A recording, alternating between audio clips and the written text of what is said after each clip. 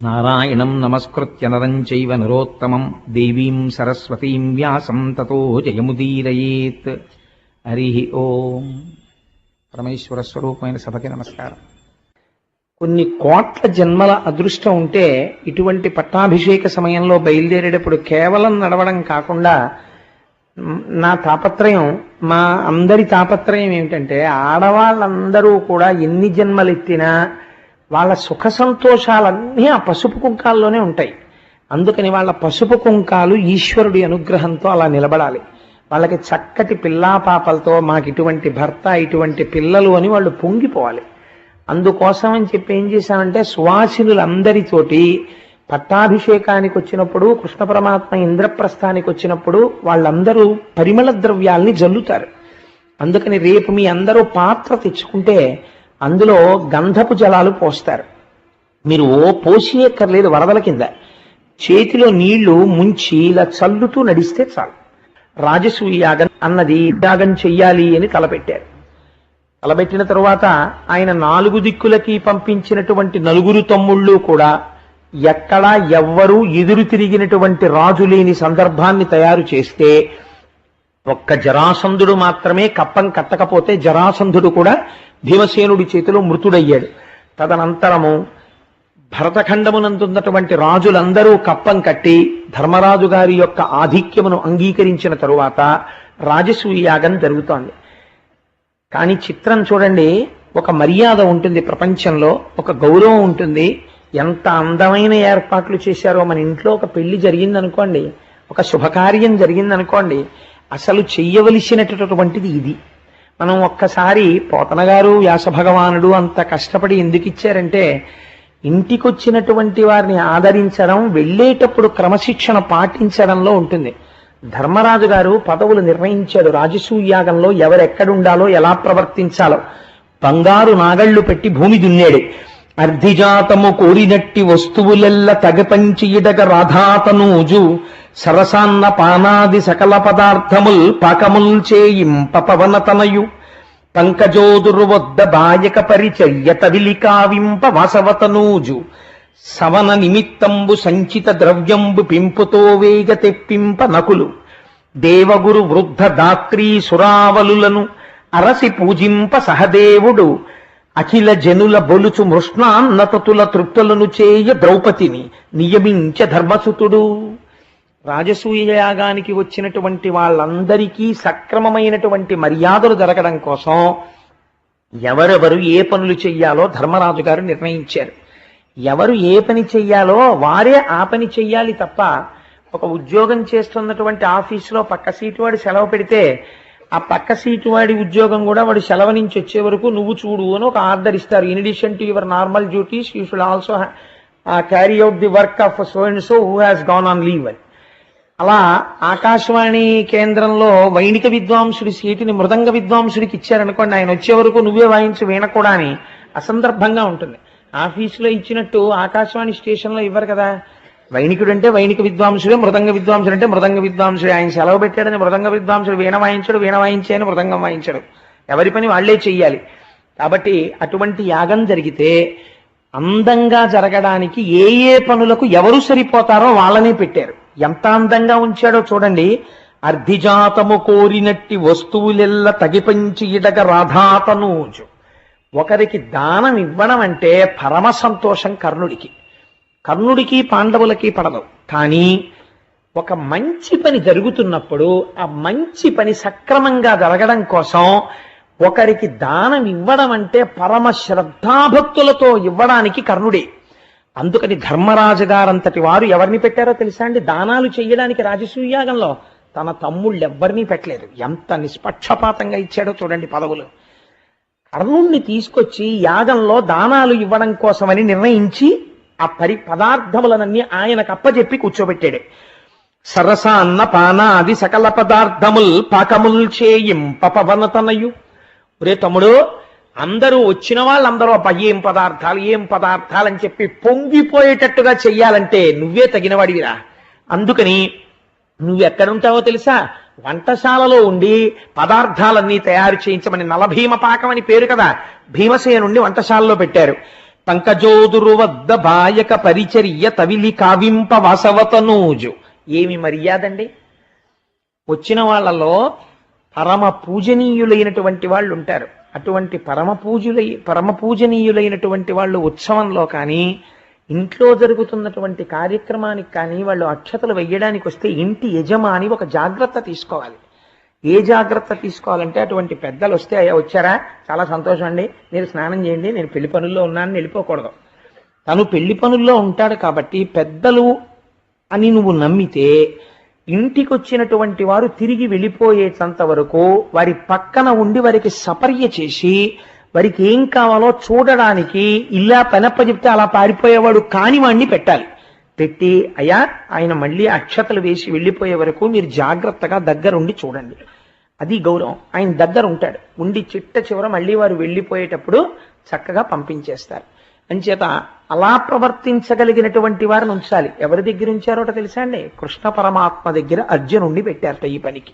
అంటే ఎంత గౌరవించారో చూడండి. గౌరవం అన్నది పొగడ్తల వల్ల మాటల వల్ల కాదండి వచ్చేది, ఆదరణ. మీ మనస్సుతో మీరు ఎలా ప్రవర్తిస్తున్నారన్న దాని చేత గౌరవం ఆవిష్కరింపబడుతుంది. కాబట్టి తమ్ముడైనటువంటి అర్జునుణ్ణి కృష్ణుడికి సపర్య చేయడానికి వినియోగించాడు. సవన నిమిత్తంబు సంచిత ద్రవ్యంబు పెంపుతో వేగ తెప్పింపనకులు. రాజపురోహితుడు ధౌమ్యుడున్నాడు, ఆయన చిట్టి రాసి ఇచ్చేశాడు. ఈ యాగానికి రాజసూయ యాగంలో ఇన్నిన్ని కావాలి, ఇన్ని పంచలు, ఇన్ని పీటలు, ఇన్ని విస్తరాకులు, ఇన్ని వక్కలు, పసుపు, కుంకం, ఏవో బోల్డ్ రాస్తాడు. ఇవన్నీ తీసుకొచ్చి ఎక్కడో పెట్టి కరెక్ట్ గా మోదుగు పుల్లలు అనేటప్పటికీ ఎక్కడ పెట్టావు, నీ మొహం ఏట్సా అని తిట్టుకుంటుంటారు. నేను చాలా చోట్ల చూస్తుంటాను. తేరా అంటే పాపం అన్నీ చేస్తారు కానీ పీటల మీద కూర్చునేవాడు కొన్ని పనులు అవతల వాళ్ళకి అప్పచెప్పాలి అన్నది మరిచిపోయి అన్ని వంటింట్లోనో బీరువాలోనో ఎక్కడో పెట్టేస్తాడు. పెట్టేసి వచ్చి పీటల మీద కూర్చుంటాడు. ఆచమ్య అనగానే ఓం కేశవాయ స్వాహ ఆచమనం చేస్తాడు. ఏమంటే ఒట్టివేరులేవి అన్నారు అనుకోండి, బీరువా తాళాలు ఎవరికి పడితే వాడికి ఇవ్వడం అనుమానం. అందుకని సభలో ఒకసారి ఇలా చూస్తుండడు. అంటే మొత్తం సభకి అమర్యాదది. ఇందులో నాకు నమ్మకస్తుడెవడు అంటే మిగిలిన వాళ్ళందరూ అపనమ్మకం వాళ్లే లెక్క. ఎవరో వాడిని పిలుస్తాడు, పిలిచి తాళాలు ఇచ్చి వట్టివేర్లు తీసుకుని వెంటనే పట్టుకొచ్చి తాళాలు ఇచ్చే అంటాడు. మళ్ళీ వాడు ఆ వట్టివేర్లు అట్టుకొస్తాడు. ఎందుకంటే ఈ అల్లరి అలా ఉండకూడదు. ఒక కార్యక్రమం చేసినప్పుడు చాలా అందంగా ఉండాలి, దానికి తగిన బాధ్యత ఉన్నవాడిని ఉంచాలి. నకులుణ్ణి తీసుకొచ్చి ఎటువంటి పనికి అప్పచెప్పారో చూడండి. ఆ యాగమునందు వైదికమైనటువంటి క్రతువులో వాడబడేటటువంటి సమస్త పదార్థములను వాళ్ళు ఎక్కడ ఏది అడిగితే అది సిద్ధంగా అందించడానికి, అవన్నీ తీసుకొచ్చి సిద్ధం చేయడానికి నకులుడికి అప్పచెప్పాడు. దేవగురు వృద్ధ ధాత్రీ సురావరులను అరసి పూజింప సహదేవుడు. వచ్చిన వాళ్ళల్లో దేవగురువులు ఉంటారు. ఒక నారద మహర్షి వస్తారు, ఒక అత్రి మహర్షి వస్తారు, ఒక వశిష్ఠుడు వస్తాడు. వాళ్ళు వస్తారని మేము అనుకోలేదండి అనకూడదు. ఒక మహాపురుషుణ్ణి గభాలను అనుకోకుండా రావచ్చు. వచ్చినప్పుడు వారిని పూజించడానికి సిద్ధం చెయ్యాలి. అందుకని సహదేవుణ్ణి ఉంచేట. ఎవరైనా దేవగురువులు వస్తారు, వృద్ధులు వస్తారు, లేకపోతే మనం అనుకోకుండా కొంతమంది రాజులు వస్తారు. ఇట్లాంటి వాళ్ళందరినీ పూజించి గౌరవించాలి. వీళ్ళందరినీ గెలిచిన వాడు ధర్మరాజు. కానీ అతిథిగా ఇంటికి వస్తే చూడండి ఎంత పూజిస్తున్నాడు. వీళ్ళందరినీ పూజించడానికి తన తమ్ముడైనటువంటి సహదేవుణ్ణి వినియోగించాడు. బులుచు మృష్ణాన్నతతుల తృప్తులను చేయ ద్రౌపదిని నియమించ ధర్మసుతుడు. వచ్చిన వాళ్ళు భోజనం చేస్తుంటారు. భోజనం చేస్తున్నప్పుడు లేదా పలహారం చేస్తుంటారు. చేస్తున్నప్పుడు వడ్డనలు జరిగిపోతుంటాయి. యజమానురాలు చేయవలసినటువంటి పని ఏమిటో తెలుసా అండి? ఏమంటే బాగున్నాయా, బూర్లు బాగున్నాయా, ఇంకొక 2 వేసుకుంటారా అని నవ్వుతూ పలకరించి పంక్తి యందు కూర్చున్న అందరినీ అడగాలి. అమ్మ బాగున్నాయా, తృప్తిగా ఉందా, మీ ఇంట్లో పెళ్లికి కూడా పెడదామా ఈ వంట వాళ్ళని, అది బాగుందా, కూర బాగుందా, ఏంటి వదిన నీకు ఆవ పెట్టిన అరటికాయ కూర అంటే ఇష్టం, ఇంకొంచెం వేయించుకో అని వాళ్ళని పిలిచి వెయ్యి అనాలి. వచ్చిన వాళ్ళందరూ మీరు పెట్టిన పదార్థానికి తృప్తి పడరండి. వాళ్ళకి లేక వాళ్ళు మీ ఇంటికి భోజనానికి రాలా. వాళ్ళకి భోజనం ఉంది, వాళ్ళు వండుకు తినగలరు. మీ ఇంటికి ఎందుకు వచ్చారు? మీ మీద ప్రేమతో వచ్చారు. మీరు పెట్టే ముద్ద ప్రేమతో కలసినదై ఉండాలి. ఇంటి యజమానురాలు మృష్ణాన్న భోజనం పెట్టాలి. ఆ భోజన పదార్థాలు వస్తుంటే ఘుమఘుమలాడుతుండాలి. అలా పదార్థాలు చక్కగా తెప్పించి వాళ్ళందరికీ వడ్డన చేయించడానికి ద్రౌపదీదేవిని నియుక్తురాల్ని చేశాట.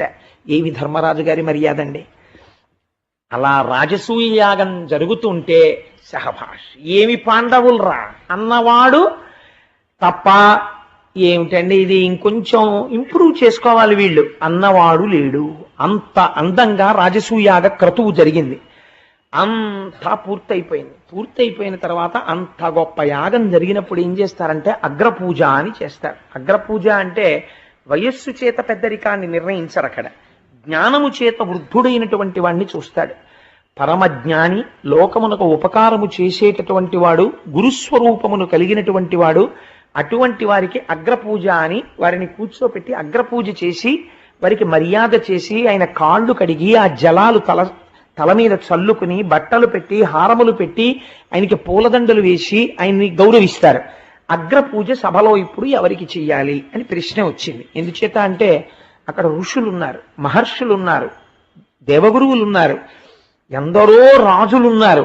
ఇంతమంది ఉన్న సభ ఎవరికి చెయ్యాలి అగ్రపూజ అని ధర్మరాజు గారు ఆలోచన చేస్తుంటే తుట్టతుదవాడు, పుట్టుక చేత వయస్సు చేత చిన్నవాడైన బుద్ధిలో బృహస్పతి సహదేవుడు లేచాడు. లేచి ఆయన అన్నాడు, ఏమిటన్నాయా అగ్రపూజ చెయ్యడానికి ఎవరు అని ఆలోచన చేస్తున్నావా? కాలము దేశమున్ క్రతువు కర్మము కర్తయు భోక్తయున్ జగజ్జాలము దైవమున్ గురువు సాంఖ్యము మంత్రము అగ్ని ఆహుతుల్ వేళలు విప్రులున్ జనన వృద్ధి లయంబుల హేతుభూతముల్ శీలలతానయై తగవెలంగడు నెక్కటి తేజమీషుడు. ఎంత గొప్ప మాట చెప్పాడో చూడండి. శ్రీ మహావిష్ణువు అన్న మాటకి వ్యాఖ్యానం చేశాడు సహదేవుడు. ఎంత కృష్ణుడు అగ్రపూజకర్హుడు అనలేదు. అన్నయ్య ఈయన ఈశ్వరుడు అన్నయ్య అన్నాడు. ఇందుచేత ఈశ్వరుడో తెలుసా? కాలము బయట కదిలిపోతున్న కాలరూపము ఇక్కడ నిలబడిన ఈయనే. దేశమున్ ఒక ప్రదేశంలా కనపడుతూ ఎక్కడికక్కడ కనపడుతున్నటువంటి ఈ సమస్త భూమండలము ఆయనే. క్రతువు ఇప్పుడు నువ్వు చేసిన యాగం ఆయనే. యజ్ఞభృత్యజ్ఞకృత్యజ్ఞీ యజ్ఞభుక్యజ్ఞ సాధన యజ్ఞాంతకృత్ యజ్ఞగుహ్యం అన్నమన్న అదయేవచ. ఆ యజ్ఞం ఆయనే. కర్తయు చేసినవాడు ఆయనే. భోక్తయున్ ఆ యజ్ఞ ఫలాన్ని నువ్వు ఇచ్చిన హవిస్సులు తిన్నవాడు ఆయనే. జగజ్జాలము వచ్చి వెళ్ళిపోతున్న ఈ జగత్ ఆయనే. దైవమున్ ఇది వెళ్ళిపోవడానికి కారణమైన ఈశ్వరుడు ఆయనే. గురువు లోకమునకు ఈ మర్యాద నేర్పినవాడు ఆయనే. సాంఖ్యము తత్వములుగా భాషిల్లుతున్నవాడు ఆయనే. మంత్రము మననము చేత రక్షించేటటువంటి మంత్రస్వరూపం ఆయనే. అగ్ని వెలుగుతున్న అగ్ని ఆయనే. ఆహుతుల్ స్వాహ అని వేస్తున్నటువంటి ఆ పదార్థం, ఆ వేయబడుతున్న పదార్థం ఆయనే. వేళలు ఉదయం మధ్యాహ్నం సాయంకాలం సంధ్యా సమయాలు అని పిలువబడేటటువంటి వేళల రూపం ఆయనే. విప్రులు బ్రాహ్మణులుగా కనపడి ఈ వేదమునంతటినీ కూడా ప్రచారము చేసేటటువంటి రూపము ఆయనే. జనన వృద్ధి లయంబులు ఒక పదార్థం పుట్టింది ఎక్కడో, పుట్టడానికి కారణమెవరో వాడు ఈయనే. వృద్ధి ఉన్న పదార్థాలు పెరుగుతున్నాయి, ఈయనే కారణం. లయంబు ఎన్నో పదార్థాలు కాలగర్భంలో కలిసిపోతున్నాయి, కారణం ఎవరు? ఈయనే. హేతుభూతముల్ వీటన్నిటికీ కారణమైన వాడెవరో ఆయనే. లీలలతానయై ఇక్కడ ఇలా కనపడుతూ అక్కడ అన్ని చక్కబెట్టగలిగిన వాడెవడో వాడు. అటువంటి వాడు తగవలెంగడు నెక్కటి తేజమీషుడు. అన్నయ్యా ఇన్నిగా వెలుగుతున్నటువంటి ఈశ్వరుడు ఇవాళ మన కళ్ళెదుట మాంసనేత్రములతో చూడడానికి ఎదురుగుండా వీలైన రీతిలో రక్షకుడై సర్వకాలముల యందు పాండవులు బాగుపడాలని కోరుకున్నవాడై యాగమునకొచ్చి నిర్వహించి జరాస సంధుని యొక్క వధ చేయించిన మహాపురుషుడు ఎవడున్నాడో ఆయన ఇక్కడ కూర్చునుండగా ఇంకా ఎవరెవరని వెతుకుతారేమిటన్నాయా, ఆయనకు అగ్రపూజ చెయ్యండి అన్నాడు. ఈ మాట చెప్పేటప్పటికి ధర్మరాజు గారు పొంగిపోయాడు. మాట చెప్పడం కాదండి, చెప్పే మాట ఎదిరించలేనిదై ఉండాలి. అది ఆవిష్కరణ అంటే. కృష్ణుడికి అగ్రపూజ చేయండి అన్నారు అనుకోండి, ఎందుకు చేయాలి అని ఎవరైనా అడగచ్చు. కృష్ణుడికి అగ్రపూజ చేయండి కాదు, కృష్ణుడు ఏమిటి చెప్పాడు. కృష్ణుడన్న మాట వాడలేదు, కృష్ణుడు ఎవరు చెప్పాడు. సహదేవుడు అర్థం చేసుకున్నాడు. ఎంతటి మహాజ్ఞానో చూడండి సహదేవుడు అంటే. అందుచేత ఆ సహదేవుడు చెప్పగానే ఆ ద్రౌపదీదేవిని తీసుకుని చక్కటి కనుక బంగారముతో చేయబడినటువంటి జలపాత్రలను చేత్తో పట్టుకుని 5 అన్నదమ్ములు, కుంతీదేవి, ద్రౌపదీదేవి అందరూ వెళ్లి కృష్ణ పరమాత్మ యొక్క పాదాల దగ్గర కూర్చుని ఒక బంగారు పళ్ళెని తీసుకొచ్చి ఆయన కాళ్ళ కింద పెట్టారు.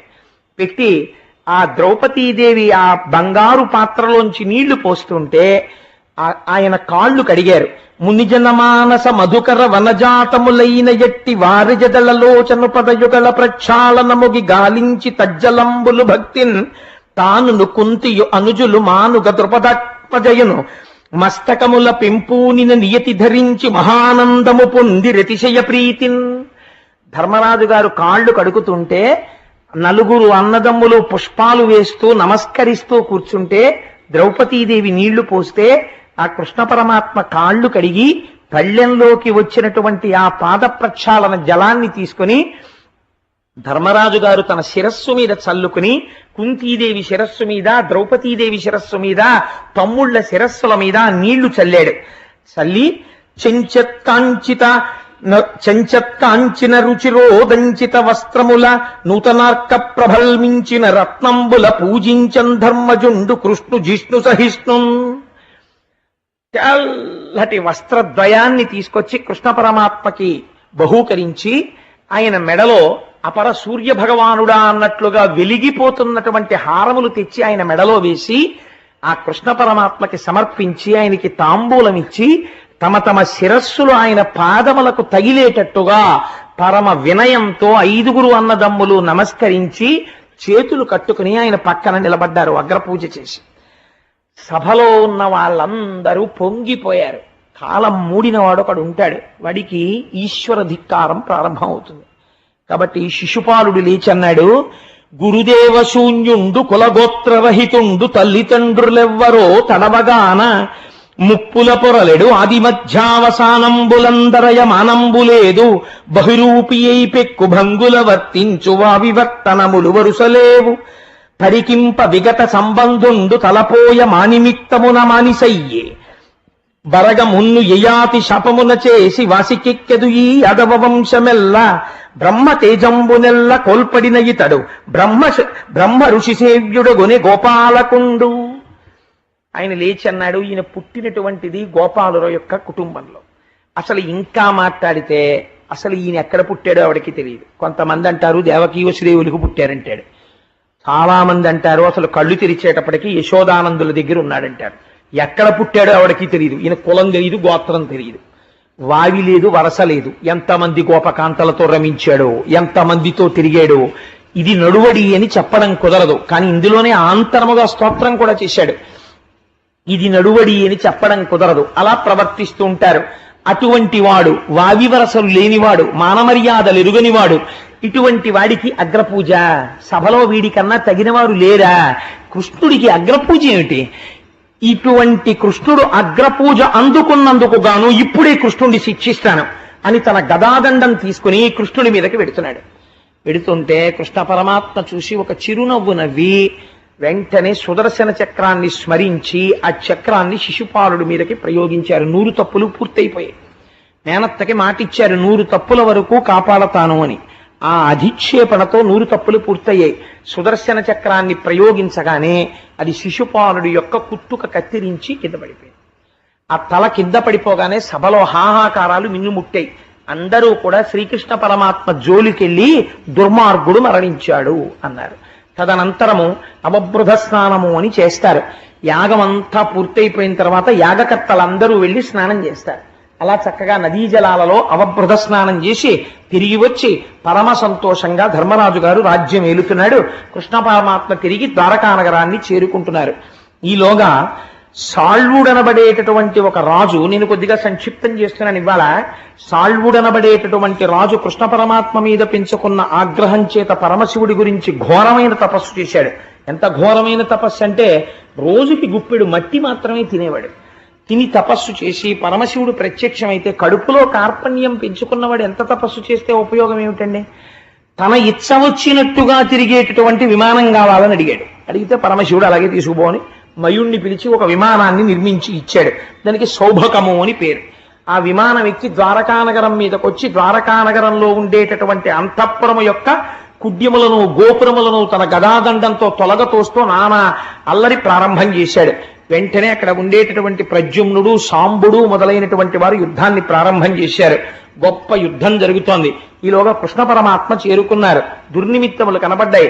రావణాసురుడు మాయాసీతని సృష్టించినట్టు ఈ సాళ్వుడు కూడా మాయావసుదేవుణ్ణి సృష్టించి కృష్ణ పరమాత్మ యొక్క కళ్ళ ఎదుటే ఆ వసుదేవుణ్ణి సంహరించాడు.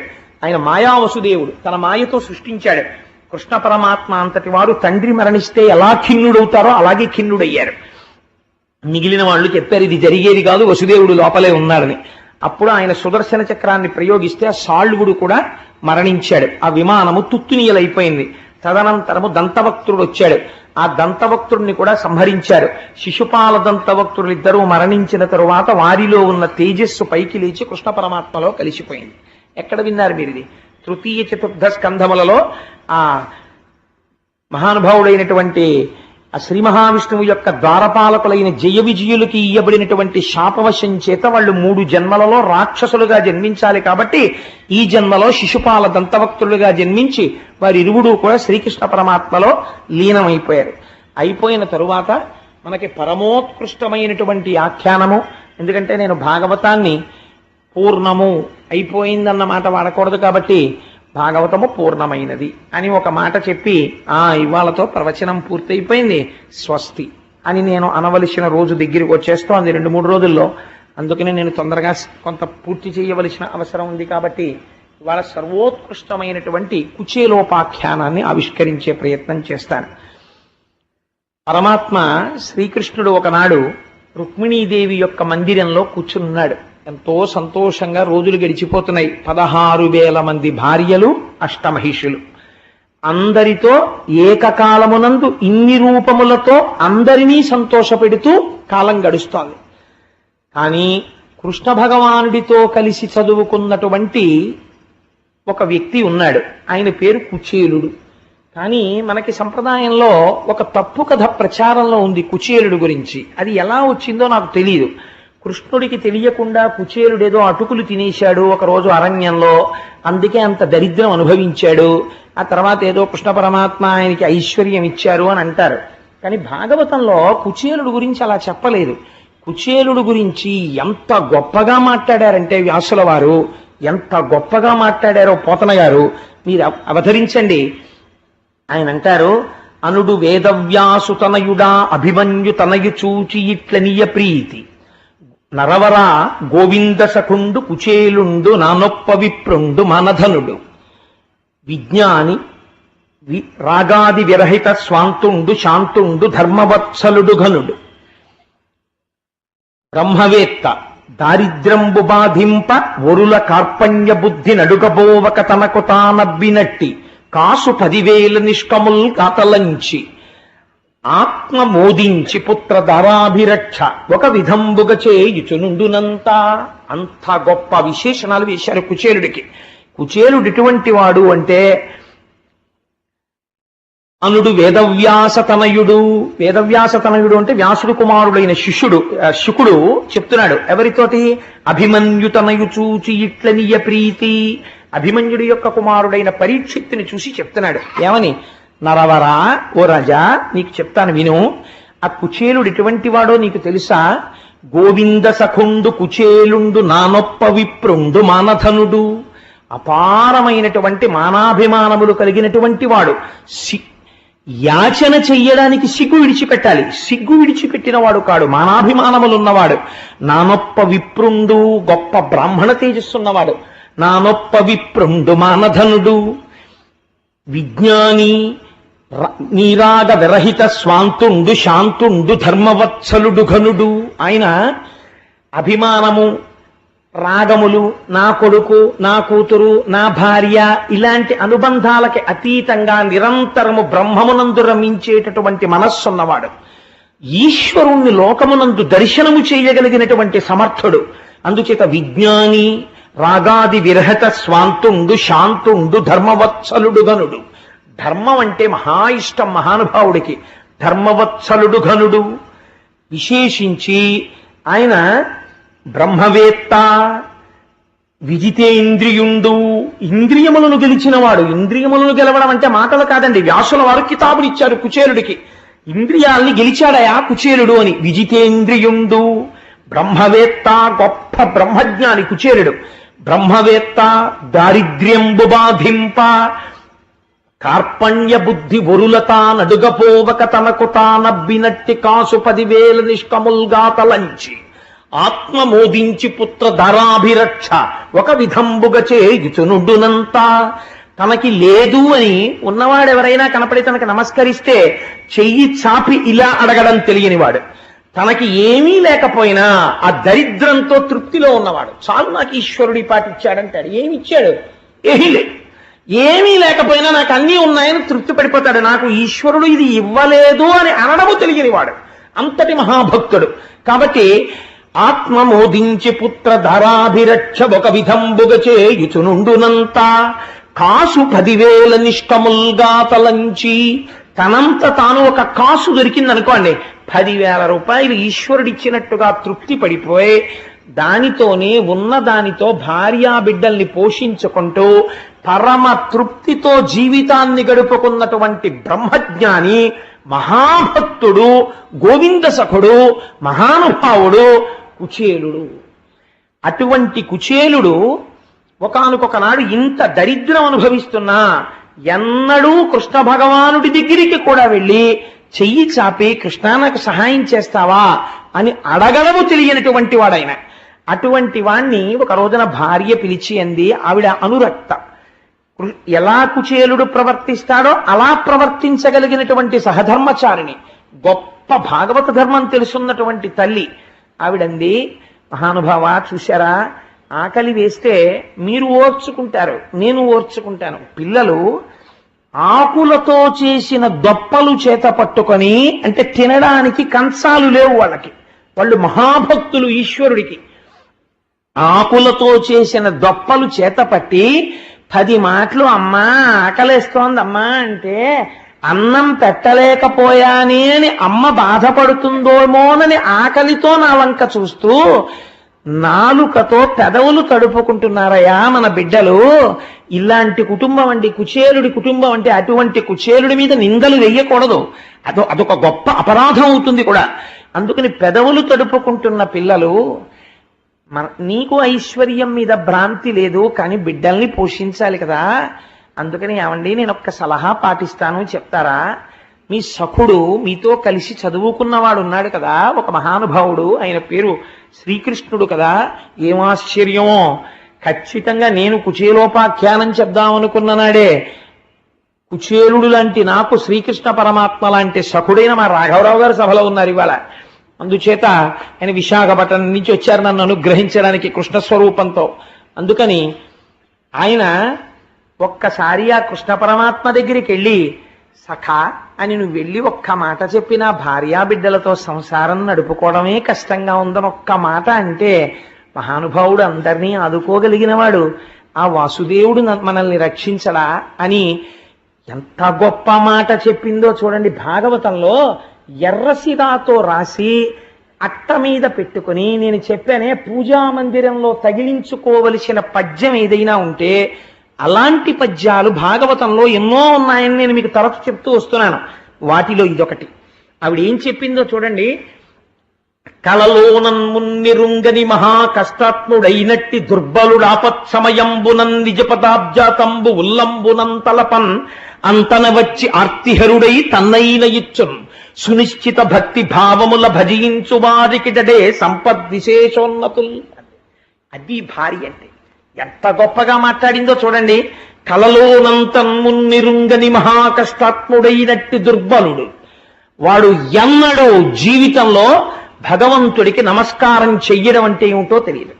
భగవంతుడి నామం చెప్పి ఎరగడు. అసలు ఈశ్వరుడి యొక్క ఆస్తిక్యాన్ని అంగీకరించిన వాడు కాడు. నా అంతటి వాణ్ణి నేను అని తినడము తిరగడము తప్ప వేరొక మర్యాద తెలియనివాడు. అటువంటి వాడికి ఆపదొచ్చింది జీవితంలో. ఆపదొస్తే వాడు కలలో కూడా ఎప్పుడు ఈశ్వర అన్న మాట ఎరగని వాడు ఆ ఆపద వస్తే అప్పుడు గుర్తొచ్చాడు వాడికి భగవంతుడు. గుర్తొచ్చి ఆర్తితో ఈశ్వర అన్నాడు. ఈశ్వర అంటేట కృతజ్ఞుడా, ఇన్నాళ్ళు నేను నీకు జ్ఞాపకం రాలేదా, కష్టం వస్తే నేను గుర్తొచ్చానా అని అడగడట. అయ్యో ఇంత కష్టంలో నా నామం చెప్పారా అని ఆర్తితో పిలిచిన వాడి కోసమని పరిగెత్తుకొచ్చి వాడికి వచ్చినటువంటి కష్టాన్ని తీర్చడం కాదు, తన్నైన ఇచ్చున్, తనని తాను ఇచ్చేసుకుంటాట కృష్ణుడు. అదయ్యా కృష్ణుడంటే. అటువంటి మహాత్ముడైన కలలోనంతం ఉన్నెరుంగని మహాకష్టత్ముడైనట్టి దుర్బలుడాపత్సమయంబునన్ నిజ పదాబ్జాతంబు ఉల్లంబునంతలపన్ అంతని వచ్చి ఆర్తిహరుడై తన్నైన ఇచ్చున్ సునిశ్చిత భక్తి భావముల భజించు వారికిడడే సంపద్విశేషోన్నతుల్. అలాంటి వాళ్ళకే ఎప్పుడో ఒక్కసారి ఈశ్వరాన్ని నమ్మి పిలిచినంత మాత్రం చేత ఆర్తి తీర్చి తనని తానిచ్చేసుకుంటున్నాడే. ఇవ్వలేదండి. ఇచ్చిన సంఘటనలు మీకు చూపిస్తాను. ఏమి తెలుసని వెళ్ళాడు. కాంచీపురం పక్కన ఉన్నటువంటి ఒక కుగ్రామంలో తోళ్లు కోసి చెప్పులు కుట్టుకునేటటువంటి ఆయన ఉన్నాడు. ఈ మధ్యనే వెంకటాచలంలో జరిగిన ఒక యథార్థాన్ని మీకు విజ్ఞాపన చేస్తున్నాను. ఆయన కొత్త చెప్పులు కుట్టి, ఆయనకేం వచ్చు, చెప్పులు కుట్టడం వచ్చంతే. ఆయన చెప్పులు కుట్టి, అది కూడా చిత్రం ఏమిటో తెలుసా అండి, పట్టుకెళ్ళి వెంకటాచల క్షేత్రంలో సమర్పించి పొంగిపోయి, మనం అనుకుంటాం కాటేజీలు తీసుకుని కాటేజీల్లో పడుకుని ఆర్జిత సేవ టిక్కెట్లు పుచ్చుకొని వెంకటాచలం వెళ్లి తలనీలాడివ్వడానికి మొహమాట పడిపోయేటటువంటి చదువుకున్న ప్రబుద్ధులున్న ఈ రోజుల్లో వెంకటాచలం వెడితే ట్రంకు పెట్టి నెత్తి మీద పెట్టుకుని పిల్లలతో రోడ్ల మీద పడుకుని తలనీలాలు ఇచ్చి ప్రసాదం తెచ్చి పూజ చేసి పంచుకుంటారు వాళ్ళు భక్తులంటే. అటువంటి చెప్పులు కుట్టేటటువంటి వాడు వెంకటాచల క్షేత్రంలో స్వామికి చెప్పులు ఇచ్చి కొండ నడిచెక్కి స్వామికి నమస్కారం చేసుకుని పొంగిపోయిన హృదయంతో ఇంటికొచ్చాడు. ఇంటికొచ్చి ఇంట్లో కూర్చుంటే తన ఇంటి మేడ మీద ప్రతిరోజు అన్నం వండుకోవడానికి తినడానికి కావలసినంత డబ్బు లేక భార్య దొరికిన కాశీని బియ్యం నీళ్లలో తడిపి ఎండబెట్టి పిండి చేస్తుంది. ఆ పిండి ముద్దలన్నా చేసుకుంటారు, సంకట అంటారు, సంకటన్నా చేసుకుంటారు, అట్టుముక్కలు పోసుకు తింటారు వాళ్ళు. దానికోసం పిండి ఆరబోసింది. భార్య పిండి తీద్దామని మేడెక్కింది. ఆ పైకెక్కి చూసింది. మేడంటే వాళ్ళకి మేడ ఉంటుందా, ఆ ఉన్నటువంటి పాక మీద బట్ట లాంటిది వేసి చిన్న మంచం మీద ఆ పిండి పోసింది, కుక్కలవి వచ్చి తినేయకుండా. ఆవిడ మళ్ళీ వెళ్ళి ఆ పిండి తీద్దాం అనుకుంది. ఆ పిండి మీద ఒక పాదం కనపడింది ఆవిడికి. రేఖా మజధ్వజ సుధాక లసాత పత్ర వజ్రాంకుశాంబురు హకల్పక శంఖచక్రై భవ్యైరలంకృత తలౌ పరతత్వ చిహ్నై శ్రీ వెంకటేశ చరణౌ శరణం ప్రపద్యే. పద్మరేఖ, శంఖరేఖ, చక్రరేఖ, అంకుశము, అమృతపాత్ర వీటన్నింటితో కలిసి వెలిగిపోతున్న పాదముద్ర ఒకటే ఆ పిండి మీద కనపడింది. ఆవిడ చూసి ఆ పాదముద్ర చూసి పొంగిపోయి ఏమిటి పాదముద్ర అని భర్తకి చెప్పింది. ఆయన వచ్చి చూసి ఈ ముద్ర చూస్తుంటేనే అవ్యాజమైన ఆనందం వస్తోంది. పెద్దలు పంతులు గారిని ఎవరినన్నా తీసుకొస్తానని తీసుకొచ్చి చూపించాడు. తీసుకొస్తే ఆయన చూసి అయ్య బాబోయ్ ఇది వెంకటేశ్వరుడి పాదం రా అన్నాడు. వెంకటేశ్వరుడి పాదం పిండి మీద పెడితే ఆయన ఏం చేశాడో తెలుసా అండి, నాకేమొచ్చు, నా స్వామికి వచ్చి చెప్పిస్తాను. నా స్వామి కాలి సైజు తెలిసింది. మొన్న ఇంత చెప్పులే పట్టుకెళ్ళా, ఈ సైజుకి సరిపడ చెప్పు చెక్కుతానని ఒక తోలు పట్టుకొచ్చి తాను చెప్పులమ్ముకు బ్రతకవలసిన వాడు ఉన్న తోలు దాని మీద పెట్టి కోసేశాడు. ఒక్క చెప్పుకే సరిపోయింది. ఒక్క చెప్పు అందంగా కుట్టి తల మీద పెట్టుకుని నడుస్తూ వెంకటాచలం వెళ్లి కొండెక్కే మార్గంలో ఇచ్చేస్తానన్నాడు. అదే సమయంలో శ్రీకాళహస్తి దగ్గర వేరొక చెప్పులు కుట్టేవారింట్లో కూడా ఇదే పాదం పడింది. అక్కడ ఎడం పాదం పడింది, ఇక్కడ కుడి పాదం పడింది. ఆయన చెప్పు కుట్టి తల మీద పెట్టుకుని ఇద్దరు ఒక్కొక్క చెప్పే పెట్టుకుని కటిక దరిద్రులు, చెప్పులు కుట్టమ్మేవాళ్ళు, ఒక చెప్పు కన్నా తోలు లేని వాళ్ళు చెప్పు పట్టుకుని ఇద్దరూ చెప్పులు పట్టుకుని ఏకకాలమునందు కొండెక్కే మార్గం దగ్గర గుడికొచ్చారు. ఇద్దరు చెప్పులు తీసుకొచ్చి అక్కడ పెట్టారు. ఖచ్చితంగా సరిపోయే కుడి పాదానికి ఎడం పాదానికి. ఈశ్వరుడు ఇద్దరి చెప్పులు రాత్రి వేసుకుని మా అమ్మ అలమేలు మంగమ్మ దగ్గరికి వెళ్ళుండరు. కాబట్టి మీరు చెప్పండి, ఏం పోతన గారు చెప్పింది అబద్ధమా? మా పోతన గారికి అబద్ధం చెప్పుకోవలసిన కర్మ. కలలోనంతం మున్నిరుంగని మహా కష్టాత్ముడైనట్టి దుర్బలుడు ఆపత్సమయంబునన్ నిజ పదాబ్జాతంబు ఉల్లంబునంతలపన్ అంతన వచ్చి ఆర్తిహరుడై తన్నైన ఇచ్చున్ సునిశ్చల భక్తి భావముల భజించు వారికిడడే సంపద్విశేషోన్నతుల్. అటువంటిది పరమభక్తితో ఈశ్వరా నువ్వు ఉన్నావని కొలిచిన వాడికి ఏమివ్వడయా? ఏ సంపదలైనా ఇస్తాడు. ఎందుకు వచ్చిన దరిద్రమయ్యా మనకి? పిల్లల కోసమని ఒక్కసారి వెళ్ళవయ్యా కృష్ణ పరమాత్మ దగ్గరికి. ఆయన అన్నాడు, నీవు చెప్పిన ఎట్లు రాజీవ నేత్రు పాద పద్మముల చేరుట పరమ శోభనంబు కాని చక్రహస్తునకిప్పుడు కొంపోవ కానుకేదైనా కలదె మనకు అన్నాడు. పెద్దవాళ్ళ దగ్గరికి వెళ్ళేటప్పుడు, స్నేహితుడి దగ్గరికి వెళ్ళేటప్పుడు, వృద్ధుల దగ్గరికి వెళ్ళేటప్పుడు, రోగుల దగ్గరికి వెళ్ళేటప్పుడు, గురువుల దగ్గరికి వెళ్ళేటప్పుడు రిక్తహస్తాలతో వెళ్ళం కదా, ఏదైనా కానుక పట్టుకెళ్ళాలి కదా స్నేహితుడికి. అందుకని ఆయనకి పట్టుకెళ్ళడానికి మన ఇంట్లో ఏమి కానుకుందే? నువ్వు చెప్పావు వెళ్ళమని, చాలా సంతోషం, వెడతాను. కానీ వెళ్ళి పట్టుకెళ్ళి, కృష్ణ ఇన్నాళ్ళకి కలిశాం, స్నేహితుడి వీరిగో తీసుకో అని ఇవ్వడానికి నా దగ్గర ఏముంది అని అడిగాడు. అడిగితే ఆవిడంది, మనకున్నదే మనం ఇద్దామయ్యా. ఏమి తెచ్చావని చూసేవాడు కాడు పరమాత్మ, ఎంత ఆర్తితో తెచ్చావని చూస్తాడయ్యా. మన ఇంట్లో అటుకులు ఉన్నాయి ఒక గుప్పెడు, అవే మూట కడతానంది. ఆయన పేరేమిటో లోకం మర్చిపోయింది. ఎందుకో తెలుసా అండి? అసలు ఆయన జీవిత కాలంలో ఆయన్ని ఆ ఊళ్ళో చిరుగులేని పంచ కట్టుకోగా చూసిన వాళ్ళు లేరు. అందుకని ఆయనకి కుచేలుడని పేరు. అంటే ఆయన్ని హాస్యోక్తులు ఆడేవారు, పరిహాసం ఆడేవారు. కుచేలుడు అంటే చేలం అంటే వస్త్రము, కు అంటే చిరిగిపోయిన బట్ట. చిరిగిపోయిన బట్ట తప్ప చిరగని బట్ట కట్టడం కుచేలుడికి తెలియదు అసలు. అంటే ఎప్పుడూ కట్టుకోలేదు. ఎప్పుడూ కట్టుకోకపోయినా యోగరతో వా భోగరతో వా సంగరతో వా సంగ విహీన యస్య బ్రహ్మణి నమతే చిత్తం నందతి నందతి నందత్యేవ. పరమానందంతో ఉండేవాడు స్వామిని లోపల దర్శించుకుంటూ. కాబట్టి ఆయన కుచేలుడు కుచేలుడని పిలుస్తూ ఉండేవారు. కాబట్టి ఇప్పుడు అటుకులు తీసుకొచ్చింది, మూట కట్టాలి. ఎక్కడ కడుతుంది? ఖండోత్తరీయం, చిరిగిపోయినటువంటి ఉత్తరీయం కనపడింది. గట్టిగా ముడేస్తే పిట్లిపోతుంది ఆ ఉత్తరీయం. అందులోనే ఆ గుప్పెడు అటుకులు పోసి జాగ్రత్తగా ముడేసిందిట. ముడేసి, ఈ అటుకులు మీ స్నేహితుడికి ఇవ్వండి అంది. తప్పకుండా ఇస్తాను, బయలుదేరుతానని. కాళ్ళకి చెప్పులు లేవండి కుచేలుడికి. అంత దరిద్రం అనుభవించినటువంటి వాడు, అంత దరిద్రంలోంచి పైకొచ్చాడు మహానుభావుడు. అందుకని ఆ కుచేలుడు చెప్పులు లేకుండా ఆ చిరిగిపోయిన బట్టలతో, చెమట కంపుతో, ఆ రథాల మించి వస్తున్నటువంటి ధూళి అంతా ఒంటి మీద పడిపోయి, అంత దూరం నుంచి చూస్తే ఇక్కడికి దుర్వాసన వచ్చేటటువంటి స్థితిలో ఆయన నడిచి నడిచి నడిచి నడిచి చివరికి ద్వారకా నగరాన్ని చేరుకున్నాడు. ఏమి తిన్నాడో ఏమి తినలేదో ఈశ్వరుడికి ఎరుక. నడిచే ద్వారకకు వెళ్ళాడని భాగవతంలో రాశారు. నడిచి ద్వారకా పట్టణాన్ని చేరుకున్నాడు. చేరుకుని ద్వారకా పట్టణంలోకి వెళ్ళి ద్వారక వంక చూశాడు. చూసి అనుమానం వచ్చింది. ఏమి ద్వారకా పట్టణం రా, ఎక్కడ చూసినా బంగారముతో నిర్మించబడినటువంటి గోపురాలు, రత్నాలు తాపడం చెయ్యబడ్డాయి, పరిమళ ద్రవ్యాలు చల్లబడినటువంటి రాచవీధులు, కస్తూరి కర్పూరము మొదలైనటువంటివి కాల్చిన సువాసన వస్తున్నాయి. ఇటువంటి చోట నా సఖుడైనటువంటి గోవిందుడు ఎక్కడున్నాడో అని అడిగాడు. అడిగితే వాళ్ళు అన్నారు, ఈ రాస వీధంతా కృష్ణ పరమాత్మదే. ఇక్కడ కనపడుతున్నటువంటి 16,008 దివ్య సౌధములున్నాయే, ఈ 16,008 దివ్య సౌధములు ఆయన తన భార్యలతో ఉంటాడు. ఆయన ఇక్కడ రథం మీద తిరుగుతూ ఉంటారు.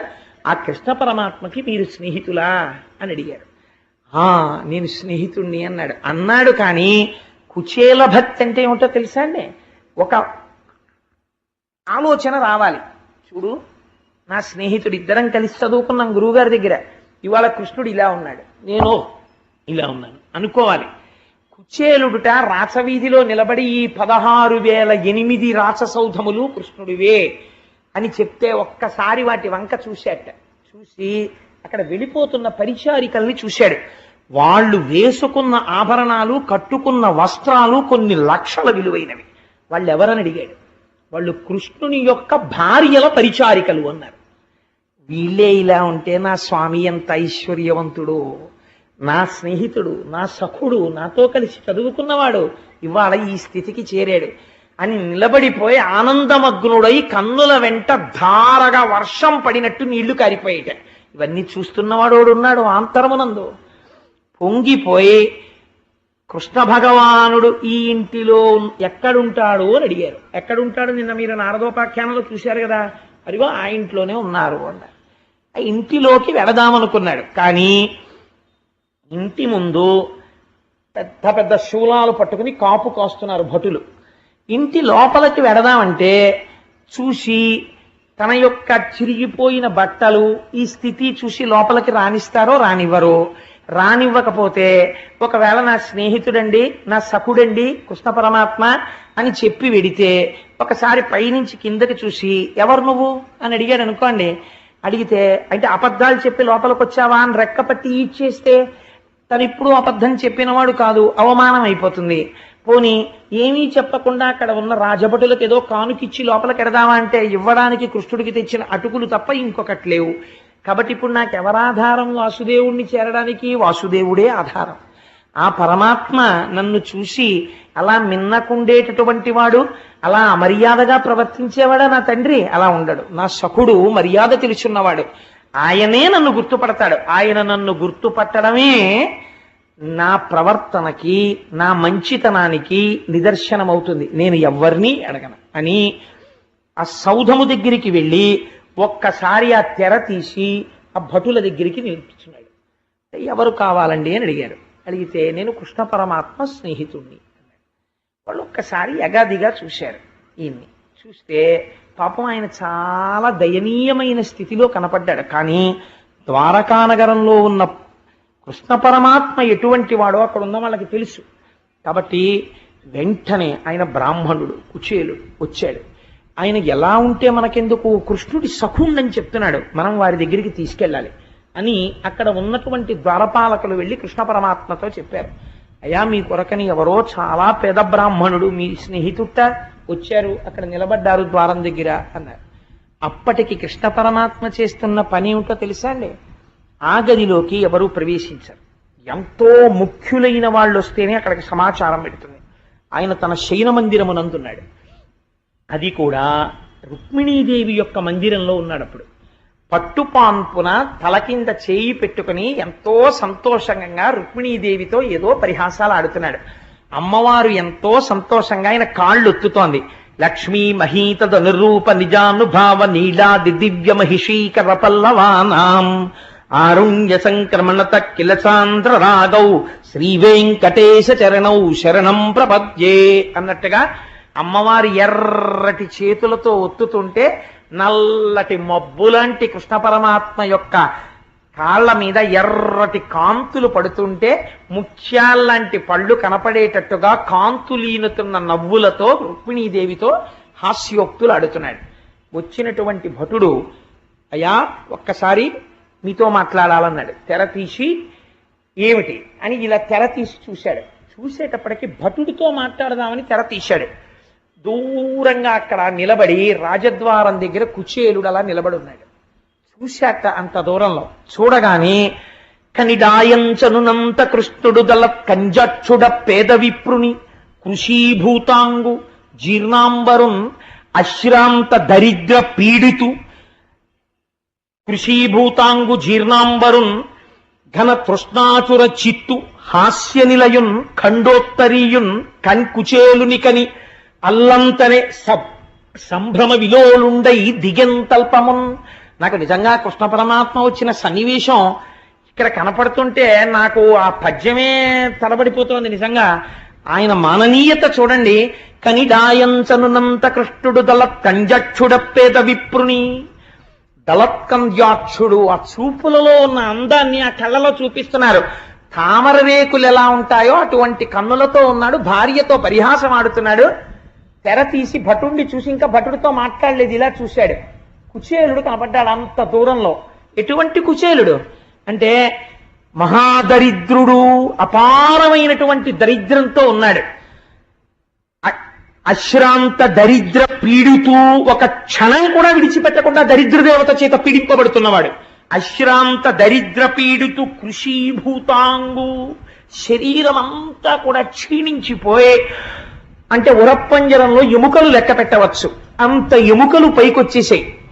హాస్య నిలయం, ఎవరైనా చూస్తే ఓ బాబా అదినట్టు బాబా చిలుగుపట్లో నువ్వు అని పరిహాసమే ఆడతారు తప్ప నమస్కరించేవాడు ఎవ్వరు ఉండడు. అలా ఉన్నాడు.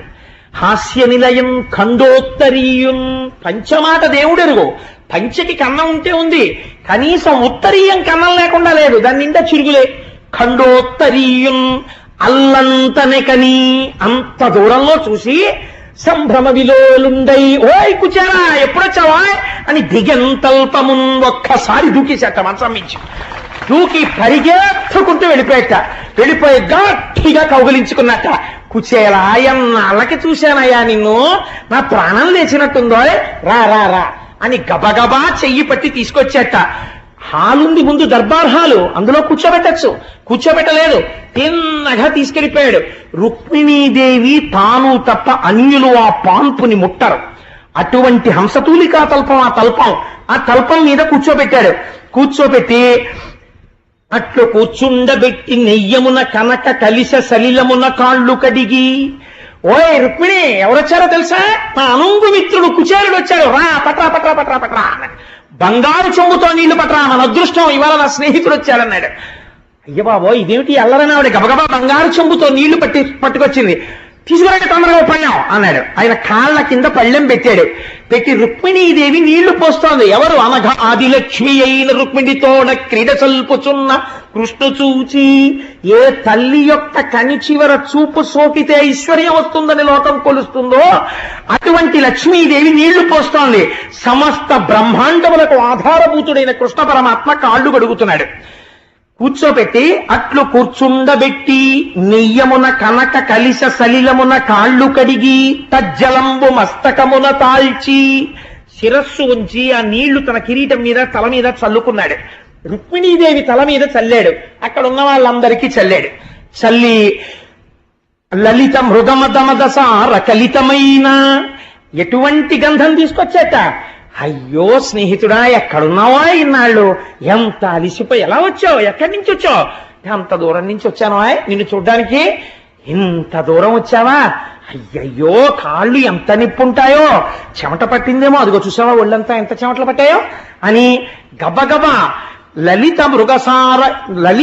మృగమద ఘనసార కలితమైన మలయజంబు నొడల జొబ్బిల్ల నలది, ఆ గంధం తీసుకొచ్చి తను లేచి ఆ పళ్ళెంలో ఉన్న గంధం చేతి నిండా రాసుకుని, ఏది ఆ ఉత్తరీయం తీసి ఆ లాల్చీ తీసేసాయి అని చెప్పి, అసలు బ్రాహ్మణుడు లాల్చీ వేసుకోడు కదా, ఉత్తరీయం ఒకటే ఉంటుంది, ఆ ఉత్తరీయం కూడా తీసేసి ఆయన ఒంటి నిండా గంధం రాసేట.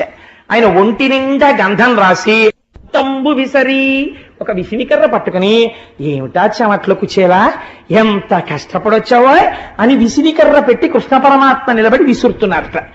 విసిరి రుక్మిణీదేవిని పిలిచి, ఎవరనుకుంటున్నావు? నా బాల్య సఖుడు, ఇద్దరం కలిసి చదువుకున్నాం, రా విసురు అన్నట్టు. ఆవిడ లక్ష్మి, శ్రీ మహాలక్ష్మి. కృష్ణ పరమాత్మ చేసిన హడావిడికి తెల్లబోయింది. ఆవిడ తెల్లబోయి తామర పువ్వులతో చేసిన విసినికర్ర పట్టుకుని కుచేలుడికి విసురుతోంది లక్ష్మీదేవి. విసురుతుంటే గాలి ఒంటికి తగిలి ఆయన సేద తీరేట్టే. దీపాలు తీసుకురండి, నా మిత్రుడు వచ్చాడు, ఎంత కష్టపడొచ్చాడో, ఎంతమంది దృష్టి దోషం పడిందో, కృష్ణ సఖుణ్ణి అని చెప్పుకొని వస్తుంటే, కృష్ణుడి స్నేహితుడా, ఇద్దరు కలిసి చదువుకున్నారా అని ఎంతమంది దృష్టి దోషం పడిందో, దృష్టి తీసేయద్దు అని బంధు రామోదకలిత ధూపంబులొసగి మించుమడి దీపములని వాళించి మరియు, నువ్వు వస్తున్నప్పుడు నడిచి వచ్చావో, ఎటువంటి దుమ్ము పీల్చావో రథాలు వెళ్ళిపోతుంటే, నాకు తెలియదు కుచేలా, లేకపోతే రథం పంపిద్దును కదా, నడిచి వచ్చావా అని మంచి ధూపాన్ని ఆయనకి చూపించాట. మణులతో చేయబడినటువంటి దీపములతో ఆయనకి నీరాజనమిచ్చి ఎంతో సంతోషంగా దగ్గర కూర్చుని, ఆ కూర్చోవడంలో కూడా పరమ ఆప్యాయంగా ఆయన చెయ్యి తీసి తన చేతిలో పెట్టుకుని, ఆ చేతి మీద రెండు చేతులు, ఒక చేతిలో ఆయన చెయ్యి పెట్టుకుని మీద చెయ్యి వేసి పరమ సంతోషంతో ఆ స్నేహితుడి వంక చూసి, బాగున్నావా కుచేలా, అందరూ సంతోషమా, ఎన్నాళ్ళయిందో మనం కలిసి అని ఇలా ప్రవర్తిస్తుంటే, ఆయన అలా ప్రవర్తించడం ఇతపూర్వం ఎవరు చూడలేదు. అందుకని అక్కడ ఉన్న వాళ్ళందరూ అనుకుంటున్నారట, గుంపులుగా నిలబడి, ఎట్టి తపంబు చేసెనకో ఈ ధరణీ దివిజేశ్వరుండు తుల్పామున యోగి విస్ఫుట దుపాస్యకుడై తనరారు జగత్స్వామి నిజతల్పమునన్ వసించియున్నవాడు ఈ మహనీయమూర్తికెనయే మునిపుంగవులెంత వారలు. ఏం ఆశ్చర్యం! ఇత పూర్వం మనం నారదుడు వచ్చినప్పుడు చూసాం, వశిష్ఠుడు వచ్చినప్పుడు చూసాం, దేవతలు వచ్చినప్పుడు చూసాం. వచ్చారా కూర్చోమ్మననేవాడు. హాల్లోకి తాను వచ్చేవాడు, కూర్చోపెట్టి మాట్లాడేవాడు. అంతేకాని ఇంత పొంగిపోవడం, ఇంత సంతోషపడిపోవడం ఎప్పుడూ చూడలేదు. ఏం ఆశ్చర్యం! చూస్తే దరిద్రుల్లా ఉన్నాడా? ఎట్టి తపంబు చేసెనుకో, ఏమి తపస్సు చేశాడో ఈ ధరణి దివిజేశ్వరుండు ఈ బ్రాహ్మణుడు. యోగి విస్ఫుటదుపాస్యకుడై తనరారు జగత్స్వామి. మహాయోగులైనటువంటి వారు హిమాలయాల్లో కూర్చుని తపస్సు చేస్తే తప్ప దొరకనటువంటి పరమాత్మ ఇవాల్టి రోజున నిజతల్పమునన్ వసించియున్నవాడు. దాని మీద రుక్మిణీకృష్ణులు తప్ప అన్యులు కూర్చోవడం మనం ఇప్పటిదాకా చూడలేదు. దాని మీద కూర్చోవడమా, రుక్మిణీదేవి నీళ్లు పోయడమా, కృష్ణుడు కాళ్ళు కడగడమా, ఆ నీళ్లు రుక్మిణీదేవికి చల్లడమా, రుక్మిణీదేవిని తామర పువ్వుల విసినికర్రతో విసరమనడమా? కృష్ణ పరమాత్మ ఇంత పొంగిపోయి ఆయన చేతులు తన చేతులతో పట్టుకుని పరవశించిపోతూ రా భోజనం చేద్దాం అని తీసుకెళ్లి ఆయనతో కలిసి భోజనం చేయడమా, ఆయనతో పలహారం చేయడమా, పరవశించిపోవడమా, ఇంకొంచెం వేయి ఇంకొంచెం వేయి అండమా? ఎవరయ్యా అసలిన ఈ మహనీయమూర్తికనయే మునిపుంగవులెంత వారలు? ఇలాంటి వాడితో సమానమైన మునిపుంగవులయ్యి ఆయనతో సమానంగా గౌరవింపబడిన వాడిని ఇప్పటి వరకు మనం చూడలేదు కృష్ణ మందిరంలో. ఎవరి ఆప్తుడు కృష్ణుడి దగ్గర ఇంత మర్యాదకి ఇంత ప్రేమకి నోచుకున్న మహాత్ముడు అని వాళ్ళు ఆశ్చర్యపోతున్నారట. ఎంత ప్రేమో చూడండి. దగ్గర కూర్చున్నాడు. బ్రహ్మణోత్తమ వేదపాతల లబ్ధ దక్షత గల వంశము వలన జన్మించిన చారు వంశమునందు జన్మించిన సుశీల భవద్భార్య అనువర్తియగునే. ఓ బ్రాహ్మణోత్తమ, వేదపాఠన దక్షత గల చారు వంశము వలన జన్మించిన సుశీల నీదు భార్య వర్తనముల భవత్సదృశయగునే. స్నేహితుణ్ణి ఎటువంటి మాట అడగారో ఆ మాట అడిగాడు. ఏమయ్యా, నేను అప్పుడు విన్నాను, నువ్వు వివాహం చేసుకున్నటువంటి స్త్రీ చాలా కాలం వేదాన్ని నమ్ముకుని వేదపాఠం చెప్పుకున్నటువంటి బ్రాహ్మణుల యొక్క కుటుంబంలో జన్మించిన పిల్ల అని నేను విన్నాను. కాబట్టి అటువంటి కుటుంబంలో పుట్టిన పిల్ల భర్తని అనుసరించి ఉండేటటువంటిదై ఉంటుంది కదా. ఆ సుశీల నిన్ను సర్వకాలముల యందు అనుసరించేదై ఉన్నదా? సుశీల అంటే మంచి శీలము కలిగినటువంటిది. ఎంత గొప్ప పేరండి ఆ సుశీల అన్న పేరు. నిజంగా 3 అక్షరాలు ఆడవాళ్ళు పెట్టుకోదగ్గ పేరది. కాబట్టి ఆ సుశీల అంటే పేరుని కాదు, మంచి శీలము కలిగినది. నిన్ను అనువర్తించి ఉన్నదా? నాకు జన్మనిచ్చిన మా అమ్మ పేరు సుశీల, అందుకని నిన్ను అనువర్తించి ఉన్నదా అంటే సభాముఖంగా ఒకసారి మా అమ్మని స్మరించడంలో నాకు ఒక తృప్తి, అందుకని స్మరించాను. ఇందుచేత నిన్ను అనువర్తించి ఉండేదేదా? నాకు చూడా నీకు ధన పుత్ర గృహ క్షేత్ర దారాదులందు నీ మనస్సు చెందకుండుటతో చూయుతున్నయది. కుచేలా నువ్వేమిటే ఇలా ఉన్నావు, బట్టలు అవిని ఏం డబ్బులు లేవా అనలేదండి. ఎంత గొప్ప మాట అన్నాడో చూడండి. ఆయన అన్నాడు, కుచేలా నిన్ను చూస్తుంటే నీ మనస్సు భార్య యందు బిడ్డల యందు లోకమునందు గృహమునందు స్థలాలయందు ఐశ్వర్యమునందు భ్రాంతి లేకుండా కేవలము సంసారములో ఉండాలి కాబట్టి మాత్రమే ఉండి విహిత కర్మాచరణముగా భార్య బిడ్డల్ని చూడాలి కాబట్టి చూస్తూ సంతతము బ్రహ్మమునందు రమిస్తున్న వాడిలా నాకు కనపడుతున్నావు. ఎంత గొప్ప మాట అడిగాడు. ఇది కృష్ణుడు గుర్తుపట్టింది. కాబట్టి నేను సైతము లోక సంగ్రహణార్థంబు కర్మాచరణంబు చేయుపగిది. కొందరు కమమోహితులు కాక యుక్త కర్మంబులాచరించి ప్రకృతి సంబంధములు భాసి భవ్య నిష్ట పొంది యుందురు కొందరుత్తములు భువిని. కొందరు మహాత్ములుంటారు, వాళ్ళు చెయ్యాలి కాబట్టి సంసారంలో ఉండి భార్యా బిడ్డల్ని పోషించినట్టు ఉంటారు. కానీ వారు ఆంతరమునందు మాత్రం ఎప్పుడూ ఈశ్వరుడితోడిదే సంబంధం. పొంగిపోతూ ఆ భవ్యనిష్ట, ఆ భగవంతుడి గురించిన నిష్టలో పరవశించిపోతున్న హృదయంతో నిరంతరము లోక కళ్యాణమును అపేక్షిస్తూ తిరుగుతూ ఉంటారు. నిన్ను చూస్తుంటే నాకు అటువంటి వాళ్ళు కనిపిస్తున్నారో. నేను కూడా లోకము కోసమే కర్మ చేస్తాను అంటే నేను పరమాత్మని అని చెప్పకనే చెప్పాడు ఆయన. అందుకని లోక సంగ్రహణార్థంబు కర్మాచరణంబు చేయుపగిది. నేను చేసినట్టే నువ్వు కూడా అలా చేస్తున్నట్లుగా నాకు కనపడుతోంది, అవునా అని అడిగి దా కుచేలా భోజనం చేయి అని భోజనం చేసిన తర్వాత ఇద్దరూ వచ్చి మళ్ళీ రుక్మిణీదేవి పడుకునేటటువంటి తల్పం మీద కూర్చుని కాసేపు పడుకుంటే పడుకోవడం ఇష్టం లేని వాళ్ళ కర్పూర తాంబూలం తానే బిగించి తీసుకొచ్చి వేసుకో కుచేలా అని ఓ తాంబూలం ఆయనకిచ్చి ఓ తాంబూలం ఈయన వేసుకుని ఆ రోజున ఎక్కడికి వెళ్ళలేదు ఇంకా కూర్చుని చెప్పు ఎలా ఉన్నావు ఏమిటి ఏమాయ్ అలా అంటే జ్ఞాపకం వచ్చింది మన ఇద్దరం చదువుకునే రోజుల్లో ఎంత సంతోషంగా ఉండేదో మనం పిల్లలుగా ఉన్నప్పుడు నిజంగా ఆ తలుచుకోవడంలో ఉన్న ఆనందం అండి. మన ఇద్దరం ఒక గురుకులంలో తిరిగాం కదా, ఒక గురువు సాందీపని మహర్షి దగ్గర విద్యాభ్యాసం చేశాం కదా. నాకు ఆ మాట అంటే జ్ఞాపకం వస్తోంది కుచేలా. మన గురువు ఎంతటి వాడు, తివిరి యజ్ఞాన తిమిర ప్రదీపమగుచు.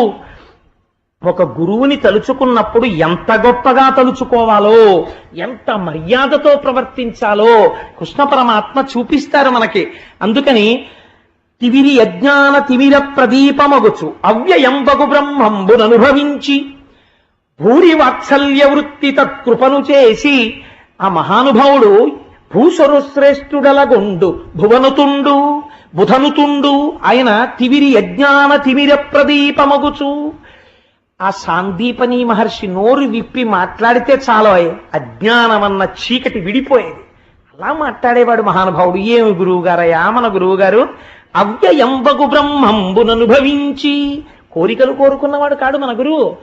ఎప్పుడు నిరంతరము ఈశ్వరుణ్ణి మనస్సులో తలుచుకుంటూ పొంగిపోతూ ఏదో మధురమైనటువంటి పదార్థం కడుపు నిండా తినేసిన వాడికి అదే త్రేణుపు వస్తుంటే ఆ యాలుకల వాసన లవంగాల వాసనతో తినేసినటువంటి పాయసం త్రేణుపొచ్చినట్టు ఏలా లవంగ ఘనసార సుగంధి తీర్థం దివ్యం వియచ్చరతి హేమ ఘటేషు పూర్ణం దృక్తోజ్జవైదిక శిఖామనయ ప్రహుష్ణా తిష్టం తివేంకటపతే తవ సుప్రభాతం అని ఆయనకి కలిపిన ఏలా లవంగ ఘనసార సుగంధి తీర్థం లాంటి తాగేస్తే త్రేణుపొచ్చిందనుకోండి ముక్కులోకి ఆ యాలకుల వాసన వస్తుంది. అలా అవ్యయంబగు బ్రహ్మంబును అనుభవించి మన గురువు ఎప్పుడు భగవంతుణ్ణి దర్శనం చేస్తూ మనస్సులో రమించిపోతూ ఆ త్రేణుపులు వచ్చిన వాళ్ళ పడుకున్నా కూర్చున్నా నించున్నా లేచినా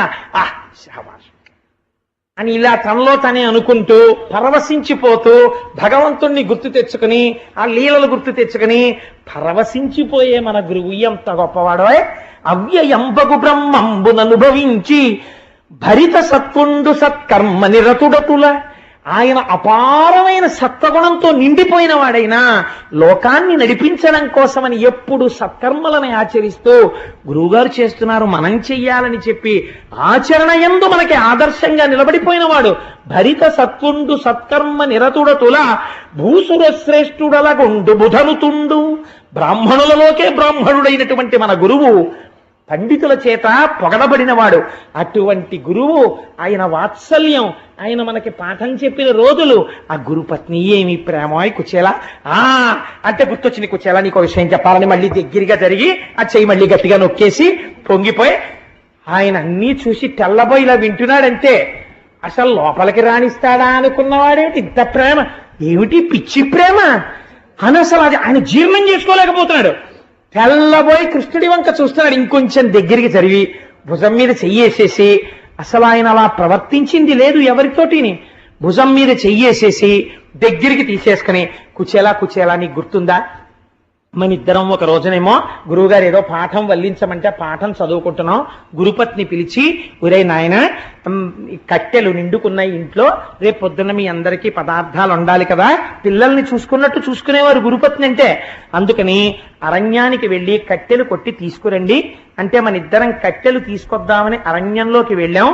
తీరా మనం అరణ్యంలోకి వెళ్ళేటప్పటికీ ఆకాశమంతా నల్లటి మబ్బు పట్టింది. కుచేలోపాఖ్యానం లాంటివి గోవింద పట్టాభిషేకం లాంటివి వచ్చేస్తున్నాయని పరమాత్మ అలా కప్పేశారు.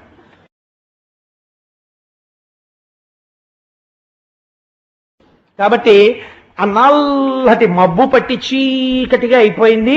బ్రహ్మాండమైన వర్షం, ఏనుగు తొండము ఎంతలా ఉంటుందో అంతటి ధార పడిపోయింది. పల్లం లేదు, మిట్టా లేదు, ఏమీ తెలియకుండా జలంతో నిండిపోయింది అరణ్యం. మనకి దారి తెలియలేదు. ఆ కటిక చీకటిలో దారి తప్పిపోయి ఎటో వెళ్ళిపోయాం మనం. తెల్లవారిపోయింది, ఈలోగాను వర్షం తగ్గిపోయింది, మనం ఎక్కడున్నామా అని మనం వెతుక్కుంటున్నాం. ఇంతలోకే అయ్యో పాపం కట్టెల కోసం పిల్లలు, ఆయన ఏదో శనగలు తినేశాడు, మరమరాలు తినేశాడు, కృష్ణుడికి పెట్టలేదు, ఇలాంటి పిచ్చ కథలు ఏవి భాగవతంలో చెప్పలేదు, పోతనామాచుల వారు చెప్పలేదు, వ్యాసుడు చెప్పలేదు. మహాభాగవతుడిని నింద చేసినట్టు అవుతుంది కూడా అలాంటి మాటలు అంటే. కాబట్టి మన ఇద్దరం కలిసి వెతుక్కుంటుంటే మన గురువు గారు మనని వెతుక్కుంటూ ఎదురొచ్చారు. అయ్యో పిల్లలు సాయంకాలం వెళ్ళారు, జాడలేదు, ఏమైపోయారో అని ఓ కుచేలా ఓ కృష్ణ అని వెతుక్కుంటూ వస్తున్నారు.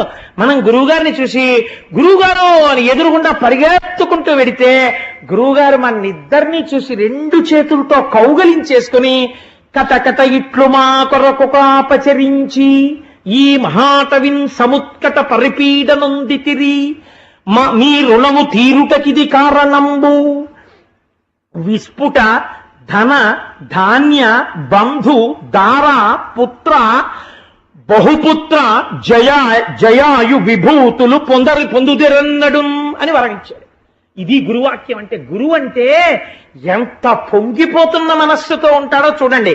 అంతేకాని గురువు అంటే ఓహో శాసనం చేసేసి బెంగెట్టుకునేటట్టు హడిలిపోయేటట్టు ఉండడు. ఎంత ప్రసన్నంగా వెన్నపూస ఎలా ఉంటుందో గురువు హృదయం అలా ఉంటుంది. ఆయన అన్నాడు కటకట, అయ్యయ్యో పిల్లలారా, ఆవిడ చెప్పిందని మీరు అడవిలోకి వెళ్ళిపోయారా నాన్న? సముత్కట పరిపీడనుందితిరి, రాత్రంతా అడవిలో ఉండిపోయారా ఈ చీకట్లో? ఏం పులులు అరిచాయో, ఏ పావులు వచ్చాయో, దెబ్బలు తగలలేదు కదా అని ఒళ్ళంతా తడిమి చూసి వాళ్ళు మన ఇద్దరిని కౌగిలించేసుకుని దగ్గరికి తీసుకుని కన్నులంబట నీరు పెట్టేసుకుని కళ్ళు తుడిచేసుకుని మీ రుణము తీరుటకిది కారణంబు, మీరు నాకు ఇంకా గురుదక్షిణ ఏమి ఇస్తాననకండి, రూపాయి కూడా వద్దు. ఎందుకంటే వెళ్ళిపోయే ముందు అడుగుతారు, మాట వరసకు అడుగుతారు, గురువు గారు మీకు ఏమన్నా దక్షిణ ఇవ్వమా అంటారు. ఏం అక్కర్లేదురా, మీరు నేర్చుకున్నది చాలంటాడు గురువు. ఆ మాట కూడా మీరు అనకండి. ఎందుకో తెలుసా? మీరు నాకు దక్షిణ ఇచ్చేశారు. ఎందుకు ఇచ్చేశారో తెలుసా? నా మాట కోసం రాత్రంతా అడవిలో ఉండిపోయారా నాన్న మీరు? అందుకని మీ రుణము తీరుటకిది కారణంబు విస్ఫుట, మీరు నా కోసం గురువు గారి మాట కోసం ఒక రాత్రంతా కట్టెల కోసం ఇంత కష్టపడ్డారు కాబట్టి మీకు అపారమైనటువంటి ధనము ధాన్యము బంధువులు భార్యలు పుత్రులు అనేక రకములైన విభూతులతో మీరు శోభిల్లెదరుగాక అని ఆశీర్వచనం చేశాడు. ఏ ఉదారుడయా మన గురువు కుచేలా. అటువంటి గురువు ఆయన దగ్గర చదువుకుని కదా మనం ఈ స్థితికి వచ్చాం. ఏం అదృష్టం కుచేలా అని దగ్గరికి తీసుకుని ఏమడిగాడయ్యా మన్ని? ఎప్పుడైనా మన్ని నాకేం తెస్తారా మీరు రాజధానికి వెడితే అని మన అడిగాడా? మనం ఇంటికి వెడుతున్నప్పుడు నాకేం తెచ్చారా అని అడిగాడా? అయ్యో మీరు 4 రోజులు కనపడకపోతే నాకు బెంగగా అనిపించింది, రండి అని భార్యని పిలిచి కుచేలుడు కృష్ణుడు వచ్చాడు, ఆ కృష్ణుడికి వెన్నముద్దేశ పెట్టి అన్నాం అన్నాడు తప్ప నాకేం తెచ్చావురా అని అడగలేదురా. ఎప్పుడు అడగడం తెలియని వాడు రా మన గురువు, మనకి పెట్టినవాడు. కుచేలా ఆ గురువు గారిని తలుచుకుంటే ఎంత సంతోషంగా ఉంటుందో అని. కుచేలా అలా అంటే నాకు ఒక గొప్ప విషయం గుర్తొచ్చింది. అలా ఎవరి దగ్గరకైనా విడితే ఏమైనా పట్టుకెళ్లాలంటుండేవారు కదా మన గురువు గారు. నువ్వేమి ఇవ్వమే, ఇంత ప్రేమగా నా దగ్గరికి వచ్చిన వాడివి నాకేదో తెచ్చే ఉంటావు, నువ్వు ఏమీ తేకుండా ఎందుకు వస్తావు, ఏదో తెచ్చటం, ఏం తెచ్చావో చెప్పవాయ్ అని గబగబా తడివేస్తున్నాడు. సిగ్గుపడిపోయాడు కుచేలుడు. ఏమనిస్తాడు? లక్ష్మీనాథుడు ఆయన, అంతటి ఐశ్వర్యవంతుడు ఆయన. ఆయనకి తానేమిస్తాడు? చిరిగిపోయినటువంటి ఉత్తరీయానికి వెనకనున్నటువంటి ముక్కలో ఇన్ని అటుకులు మూట కట్టున్నాయి. ఆ మూట కట్టి ఉన్నటువంటి అటుకుల వంక చూసి కృష్ణుడు అన్నాడు, తెలుసు తెచ్చాడు అటుకులని. దళమైన పుష్పమైనను ఫలమైనను సలిలమైన బాయని భక్తిన్ పొలిచిన జనులర్పించిన ఎలమిన్ రుచిరాన్నముగ నేను భుజింతున్ అన్నాడు. కుచేలా చాలా ఐశ్వర్యవంతుడని నాకు చాలా మంది కానుకలు పట్టుకొచ్చి ఇస్తుంటారు. నీకు ఇంకోటి తెలుసా? ఈ మధ్య నేను గురువునయ్యాను, నన్ను జగద్గురు అంటుంటారు. జగద్గురు అని నన్ను చాలా మంది నమస్కారాలు చేస్తారు, చాలా మంది పట్టుకొచ్చి ఏవేవో ఇస్తుంటారు. అవన్నీ నేను తింటాను అనుకున్నావా? నేనేం నోట్లో వేసుకోను. ఎందుకు వేసుకోనో తెలుసా? నాకు ఒక రహస్యం తెలుసు. వాళ్ళందరూ నా యందు ప్రీతితో నేనే తినాలని తెచ్చినవి కావు, నాకున్నాయన్న ఆడంబరానికి తెచ్చి ఇచ్చిన వాళ్ళు ఉన్నారు. నేను ముట్టుకోనోయ్. నేను ముట్టుకునేవి ఏమి ముట్టుకుంటానో తెలుసా? దళమైన పుష్పమైనను, ఒక ఆకు, ఒక పువ్వు, ఒక పండు, సలిలమైనను ఇన్ని నీళ్లు, భక్తి భక్తితో పట్టుకొచ్చి ఎవరైనా ఇస్తే ఇలమిన్ రుచిరాన్నముగా నేను భుజింతున్, పాయసాన్నం తిన్నట్టు తింటాను అవి కుచేలా నేను. భక్తితో తెచ్చిన దానికి అంత పెద్దపీట వేస్తాను అవి. అంతేకాని ఆడంబరానికి తెచ్చిన వాటిని తీసి పక్కన పెట్టేస్తాను, దాని వంక కూడా చూడను. వాళ్ళకి తెలియదు నేను తెచ్చానని తెస్తూ ఉంటారు అని. ఎంత చిత్రమైన మాట అన్నాడో చూడండి కుచేలా. నేను ఈ విషయంలో నీకు ఒక మాట చెప్పాలనుకుంటున్నాను. అసలు యజ్ఞం చేసిన వాళ్ళకన్నా, యాగం చేసిన వాళ్ళకన్నా, పెద్ద పెద్ద పూజలు చేసిన వాళ్ళకన్నా నాకు ఎవరంటే ఇష్టమో తెలుసా? గురువు గారి మాటకి కట్టుబడిపోయే వాళ్ళంటే నాకు ఇష్టం. నేను అలాంటి వాళ్ళని చాలా ఇష్టపడతాను కుచేలా. మనకి కుచేలుణ్ణి అడ్డు పెట్టి లోకానికి బోధ చేశాడు స్వామి. చేసి ఒక మాట అన్నాడు, నువ్వు నాకేదో కానుక తెచ్చుంటావో, ఇంత ప్రీతిగా ఇంత దూరం వచ్చిన వాడివి, కృష్ణుడు కృష్ణుడు కృష్ణుడని వచ్చి నాకేమీ తాకుండా ఉంటావా? కాబట్టి తెచ్చే ఉంటావు, ఇవ్వట్లేదు నాకు. నువ్వు ఇవ్వకపోతే నేను పుచ్చుకోనేటి? నువ్వు స్నేహితుడివి, నీ దగ్గర నాకు చొరవలేదా? నేనే పుచ్చేసుకుంటానని తడిమాడు. తడిమితే ఇక్కడ చిన్న మూట తగిలింది. తెచ్చావు తేనట్టుగా చెప్తామే అని దాన్ని ఇలా లాగాడు. లేకపోతే అదో ఇంత మూట. ఆ మూట జాగ్రత్తగా విప్పాడు. కొంచెం గట్టిగా విప్పితే చిరిగిపోయి కింద పడిపోతాయి అటుకులన్నీ. పాపం ఆయన కట్టుకున్న వస్త్రం అటువంటిది. ఆ మూట విప్పి దోసిట్లోకి తీసుకున్నాడు. తీసుకుంటే ఇన్ని అటుకులు వచ్చాయి. ఇలా ఎడం చేతిలో పోసుకుని, చిత్రం ఏమిటో తెలుసా అండి, ఆ వస్త్రంలో అటుకులు ఉండగానే వస్త్రంతో పాటు ఎడం చేత్తో పట్టుకున్నాడు. కుచేలుడి వస్త్రంలో ఉన్న అటుకుల్ని కుచేలుడి చేతి దగ్గరే, మోచేతి దగ్గర ఇలా పట్టుకుని, అబ్బబ్బబ్బా నా కోసం అటుకులు తెచ్చావా? ఎంత ఇష్టమో అటుకులంటే నాకు. ఇవాళ అటుకులేలా ఉంది ప్రసాదం. బహుశా అటుకులు నాకు ఎంత ఇష్టమో తెలుసా కుచేలా? ఇది మనసరిగిన స్నేహితుడంటే. మరి చెప్పమే బడాయి దాచేసి అని మురహరుడు పిటికెట తొక్కుల కర్రమొప్పగ నారగించి కౌతూహలియై మరి ఒక పిడికెడు కొనత కర్రమప్పుడు పట్టె కమల కర్ర కమలమునన్. ఏటి పోతన గారి పద్యాలండి, పొంగిపోయారు మా పోతన గారు అది రాయడంలో. ఇలా ఆ బట్టలో ఉన్నటువంటి అటుకులు ఓ గుప్పెడు తీసుకుని, కుచేలా నువ్విచ్చిన ఈ అటుకులతో 14 బ్రహ్మాండములు తృప్తి పడిపోతున్నాయి, అంతటా ఆయనేగా ఉన్నాడు అని నోట్లో పోసుకున్నట్టు ఇలాగా పోసుకునేటప్పటికి 14 భువన భాండములలో ఉన్న సమస్త జీవరాశులు బ్రేవ్ మంత్రించి తేంచి ఇంకా ప్రీతి ఆగక ఇంకొక పిడికెడు తీసి మళ్ళీ పోసుకుంటున్నాడు. ఆయన చూసింది రుక్మిణీదేవి. గభాల వచ్చి తత్కరమప్పుడు పట్టె కమల కర్ర కమలమునన్. ఆ కమలమ్మ గారు వచ్చి ఠక్కన పట్టుకుంది చెయ్య. పట్టుకుని నారాయణ చాలు మీరు తిన్నది, ఇక తినకండి. ఎందుకు తినద్దానాలి? ఒక్క గుప్పెడు మీరు తింటే ఇహలోకమునందు 10 తరాలు తినడానికి కావలసిన ఐశ్వర్యము, భక్తి, జ్ఞానము, మోక్షము అన్నీ ఇచ్చేశారు కుచేలుడికి. ఇంకొక పిడికెడు మీరు నోట్లో పోసుకుంటే నన్ను మిమ్మల్ని కూడా దాసుల కింద ఇచ్చేస్తారు కుచేలుడికి.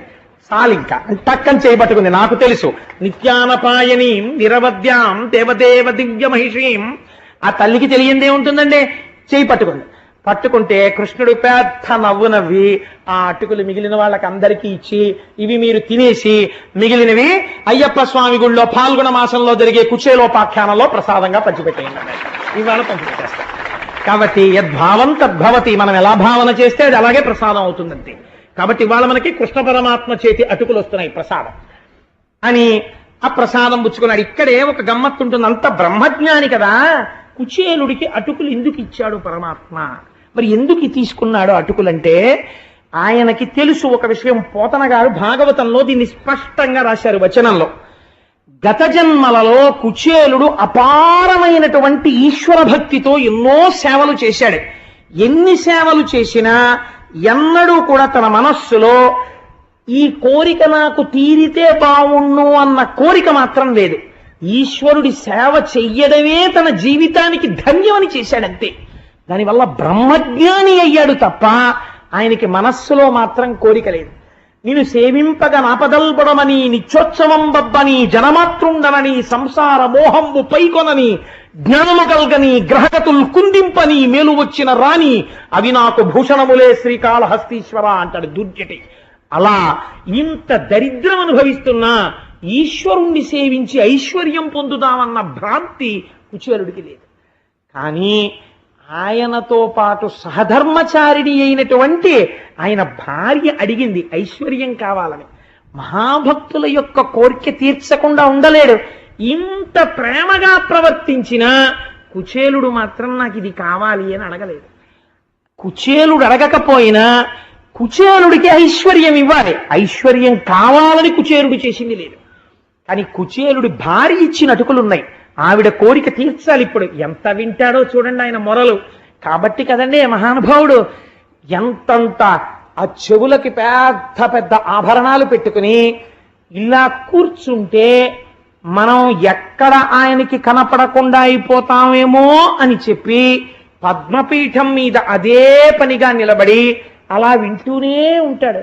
అప్పటికీ ఇప్పటికీ మీరిప్పుడు లక్ష్మీ కళ్యాణంలో విన్నారు కదా, ఆ అలమేలు మంగ కంఠంబునందు మాంగళ్యంబు గీలించి అని. మనకిద్దరికీ కూడా తల్లిదండ్రులై ఉన్నారు. ఆ తల్లి పద్మావతీదేవి చూడండి. అందుకే ఇప్పటికీ ఈశానాం జగతోస్య వెంకటపతేర్ విష్ణోహ పరాం ప్రేయసీం తద్వక్షస్థల నిత్యవాసరసికాం తక్షాంతి సంవర్ధినీం పద్మాలంకృత పాణిపల్లవయుగాం పద్మాసనస్తాం శ్రియం వాత్సల్యాది గుణోజ్వలాం భగవతీం వందే జగన్మాతరం. ఆ తల్లి ఎక్కడుండనివ్వండి పరమాత్మ పాదాల దగ్గర కూర్చుని ఉంటుంది. మీరు చూడండి అలివేలు మంగాపట్నంలో మీరు ఇలా రాజద్వారం దాటి మెట్లు దిగి లోపలికి వెళ్ళి కుడి చేతి పక్కకి తిరిగి ఆ లోపలికి వెళ్ళి కుంకుమార్చన టికెట్తో అమ్మవారి యొక్క రాజద్వారం ముందు నిలబడితే చక్కగా పద్మాసనం వేసుకుని ఇలా తన పాదములు చూపిస్తూ ఎవరు నా పాదములు నమ్మారో వారికి సంసారము ఇక్కడ వరకే వస్తుంది అన్నట్లుగా, రే నాన్న నువ్వు నోరు తెరిచి అడగక్కర్లేదురా, నువ్వు పిల్లాడివి ఇంత దూరం నా కోసం వచ్చావా, ఇంకా మళ్ళీ నువ్వు నోరు విప్పి అడిగితే నాకు సిగ్గు, నువ్వు నోరు విప్పి అడక్కో, నీకేం కావాలో నేను ఇచ్చేస్తాను నాన్న అని ఇలా వరదముద్ర పడుతుంది అమ్మ. అమ్మ అంటే అంతే కదండి. ఇలా వరదముద్ర పట్టి నువ్వు అలా నా పాదాలు నమ్ము నీకేం బెంగలేదు అని చక్కగా ఇలా పట్టి చక్కటి తిలకం పెట్టుకుని అంచు కనపడేటట్టుగా ఇన్ని కుచ్చిళ్లతో పట్టుచీర కట్టుకుని అన్ని ఆభరణాలు వేసుకుని పద్మావతీదేవిగా కూర్చుని ఉంటుంది. పక్కన ఎవరుంటారు? బలరాముడు కృష్ణుడు ఉంటారు. బలరాముడు కృష్ణుడు పక్కన శ్రీదేవి భూదేవి సహితుడైనటువంటి వెంకటాచలపతి. మీరు ప్రదక్షిణంలో అలా తిరిగితే చుక్కలు చుక్కలు చుక్కలు చుక్కలు పెట్టుకున్నటువంటి అనంతుడు. ఆ అనంతుణ్ణి దాటి ఇటువైపు వస్తే నల్లటి బోర్డర్లో మళ్ళీ ఆ శిఖరంలో మళ్ళీ పద్మావతీదేవి లక్ష్మీదేవి. మీరు హాయిగా నేల మీద పడి ప్రణిపాతం చేసి ఆ నిచ్చెనెక్కి కిందకి దిగితే ప్రసాదం కౌంటర్లో ఇంత ప్రసాదం తీసుకుని నోట్లో వేసుకుని ఆ పంపులో చేతులు కడిగేసుకుని బయటికి వచ్చేసి గోవిందరాజస్వామి వారి గుళ్ళోకి వెళ్ళారనుకోండి, మళ్ళీ బయట గోవిందరాజస్వామి వారి గుడికి రోడ్డుకి యువతల పైపున ఉన్నటువంటి హనుమ పాదాలకు ఒక్క నమస్కారం చేసుకుని ఇలా నిలబడి ఉంటాడు మహానుభావుడు. ఈ రెండు చేతుల మధ్యలో గీత కూడా కనబడుతుంది స్పష్టంగా, తెల్లటి గీత గీసి చుక్కలు పెట్టుంటాయి. ఇలా చూస్తూ ఉంటాడు గోవిందరాజస్వామి వారి వంక. ఆ క్షేత్రపాలకుడైనటువంటి హనుమకు నమస్కరించి మీరు లోపలికి వెళ్ళండి. పుండరీకవల్లి అన్న పేరుతో ఉంటుంది మళ్ళీ లక్ష్మీదేవి. చిత్రం ఏమిటో తెలుసా అండి, ఆవిడ మాంగళ్యాన్ని దర్శనం చేస్తే భర్తకొచ్చేటటువంటి ప్రమాదం గట్టెక్కేస్తుంది. అందుకే ఆవిడ మంగళసూత్రాలు బయటికి వేసు కూర్చుంటుంది పుండరీకవల్లి. నాతో వచ్చిన వాళ్ళకి నేను చెప్తుంటాను అమ్మవారి మాంగళ్యం దర్శనం చెయ్యండి అని. ఇంతంత మంగళసూత్రాలు పెద్ద పెద్దవి కనపడుతుంటాయి. అలా కూర్చుని ఉంటుంది. మీరు ఇలా లోపలికి వెళ్ళి గోవిందరాజస్వామి వారి గుళ్ళో పెడుతుంటే చక్కటి ఏసీ పెడస్టల్ ఫ్యాన్స్ మించి తగులుతూ ఉంటుంది. ఆ లోపలికి వెడితే స్వామి ఇలా విరాజమానుడై చక్కగా ఇలా తల కింద చేయి పెట్టుకుని పడుకుని ఉంటారు. ఆ పొట్ట మీద నుంచి ఇలా తులసిమాలన్నీ వేసేసి ఉంటాయి. మళ్ళీ పాదాల దగ్గర ఎవరు? మళ్ళీ అమ్మవారే. ఆ పాదాల దగ్గర కూర్చుని పాదాలు వచ్చేస్తుంటుంది శ్రీదేవి భూదేవి. మధుకైటభులన్న రాక్షసులు, ఆ నాభికమలంలోంచి చతుర్ముఖ బ్రహ్మగారు. మళ్ళీ మీరు ఇలా దిగొచ్చారనుకోండి, మళ్ళీ ఎవరు? కృష్ణ పరమాత్మ చక్కగా నందక ఖడ్గం పెట్టుకుని ఆయన కూర్చుని ఉంటాడు. ఇలా దిగి మీరు వచ్చారనుకోండి, గొల్ల కంపు గొల్ల బుట్ట గొల్ల కొప్పు వేసుకుని ముందు మదకళిత్తు నోడాల తోల్వలియం నంద గోపాలం మరుమగళే నిప్పిన్నాయ్ కందం కమలం కళలి కడైத்திரவாய் வந்த எங்கும் தோழிகளை தனுகான் மாதவி பந்தல் மேல் பல்கால் கீழி அங்கன் குவினகான் பந்தார் விரலிவன் மைத்துனன் பேர்ப்பாடா చందామరైక్కయాల్ శీరాల్ వలైయొళిప్ప వంద తిరవాయ్ మగలిందు ఏడో రెంబావాయ్ అని 18వ పాశురంలో తిరుప్పావైలో అడుగుతుంటాం కదా. అటువంటి చేతులతో ఆ తల్లి గోదాదేవి అక్కడ నిలబడి ఉంటుంది. దాటి అలా ముందుకెడితే శ్రీదేవి భూదేవి సహితుడైనటువంటి శ్రీ వెంకటేశ్వరుడు. ఆయన్ని దర్శనం చేసుకుని మీరు బయటికి వచ్చి, వాళ్ళ శనివారం కదండి, నా మనస్సు వెళ్ళిపోయింది, ఆ కోరిక తీర్చేసుకుంటున్నా, అసలు రహస్యం అది, ఒక్కసారి కొండెక్కేస్తే అక్కడ హాయిగా క్షేత్రపాలక హనుమ ఆ బేడి ఆంజనేయ స్వామి వారు నిలబడి ఉంటారు. ఆయన పాదాలకు నమస్కారం చేసి దిగి ఆ కోనేటి దగ్గరున్న వ్యాసరాయ ప్రతిష్ఠిత హనుమకి నమస్కరించి ఆ కోనేటిలో స్నానం చేసి శంకర భగవత్పాదుల పాదాలకి నమస్కరించి ఆ మెట్లెక్కి నలుగురు శిష్యులతో ఉన్న ఆదిశంకరాచార్యులు వారి దర్శనం చేసుకుని ఆదివరాహమూర్తి గుళ్ళోకెడితే ఇలా అడ్డంగా లక్ష్మీదేవి ఆదివరాహమూర్తి ఇలా పడుకుని వాళ్ళిద్దరినీ దర్శనం చేసుకుని నమస్కరించి శ్రీ వెంకటేశ్వరుడి గుడి రాజద్వారం దగ్గరకు వచ్చేటప్పటికి ఆ గొట్టంలోంచి వస్తున్నటువంటి నీళ్లలో కాళ్ళు కడిగేసుకుని అటు ఇటు ఉన్నటువంటి శంఖనిధి పద్మనిధి ఇద్దరిని దర్శనం చేసుకుని అది దాటి ముందుకొస్తే ఎడమ చేతి పక్క కృష్ణరాయల వారి వంశంలో స్వామిని సేవించుకున్న అచ్యుతరాయల వారి యొక్క మూర్తిని చూసి ఇంకొంచెం ముందుకెడితే ఎడం చేతి పక్కన రంగనాయకుల మంటపం, అక్కడే తులాభారం అనేటటువంటి పెద్ద త్రాసు, కుడి చేతి పక్కన అద్దాల మంటపం, దాని నిండా అద్దాలు, అందులో ఉన్నటువంటి ఊయల, చిన్న చిన్న చతురస్రాల్లాంటి గళ్ళు, అందులోంచి లోపలికి కనపడుతున్నటువంటి ఆ అద్దాల మంటపం, అది దాటితే పెద్ద ధ్వజస్తంభం, దానికి కట్టినటువంటి దర్భలు, ఈశాన్యం మూల ఉన్నటువంటి క్షేత్రపాలక శిల, అది దాటి క్యూ తాడుకిటు పక్కకెళ్ళేటప్పటికి పెద్ద పెద్ద మెట్లు, ఆ మెట్ల దగ్గర పెద్ద మెట్టుకో నమస్కారం చేసి ఇలా ఎదురుగుండా చూడగానే అద్దాల పేటికలో ఇలా పడుకున్నటువంటి ఆ శ్రీరంగనాథుడు, ఎడమ పక్కకి తాళ్ళలోంచి వెళ్ళగానే చిన్న గుడి, అందులో కంచి వరదరాజస్వామి, ఆ వరదరాజస్వామికి ఒక నమస్కారం చేసుకుని ఇలా తిరిగి ఆలయం లోపలికి వెళ్ళగానే ఓం నమో నారాయణాయ అనో లేకపోతే ఓం నమో వెంకటేశాయ అనో వినపడుతుంటే ఆ గడప దాటి లోపలికి వెళ్ళి ఆ పక్కన ఇలా రెక్కలు విప్పుతున్నటువంటి గరుత్మంతుణ్ణి చూసి ఒక్క నమస్కారం చేసి ద్వారపాలకులు ఇద్దరు ఇలా పెద్ద పెద్ద ఆ ప్రమిదలు పట్టుకుంటే అందులో జ్యోతులు వెలుగుతుంటే వాళ్ళిద్దరికీ నమస్కారం చేసి ఇటుపక్కకి తిరిగి ఆ చెక్క మీదకి ఎక్కేటప్పటికీ ఆ ఎదురుగుండా స్వామివారి పెద్ద కిరీటం, దాని మించి వ్రేలాడుతున్న తోమాల, స్వామివారి ఊర్ధ్వపుండ్రాలు, ఆయన నాసిక, చిన్ని నోరు, గడ్డం, దానికి అలదుకున్నటువంటి గంధం, చక్కటి చెక్కిళ్ళు, పెద్ద పెద్ద చెవులు, వాటికి పెట్టుకున్నటువంటి ఆ మకర కుండలాలు, ఆ తల మీద ఉన్నటువంటి కిరీటం, శంఖం, చక్రం, గద, పద్మం, ఇక్కడ ఇలా ఎడం చెయ్యేమో నడుం మీద పెట్టుకుని కుడి చెయ్యి ఇలా చూపిస్తుంటే ఆ చేతుల నిండా మరకత మాణిక్య వజ్ర వైఢూర్యములు పొదగబడి ఉంటే అందరికీ అభయం ములిచ్చు చేయి అని మహానుభావుడు తిరువేంకటాచలాధిపుడు తానయ్యుండి పరిపాలనము చేయు భరకుండితడు అంటాడు అన్నమాచార్యుల వారు.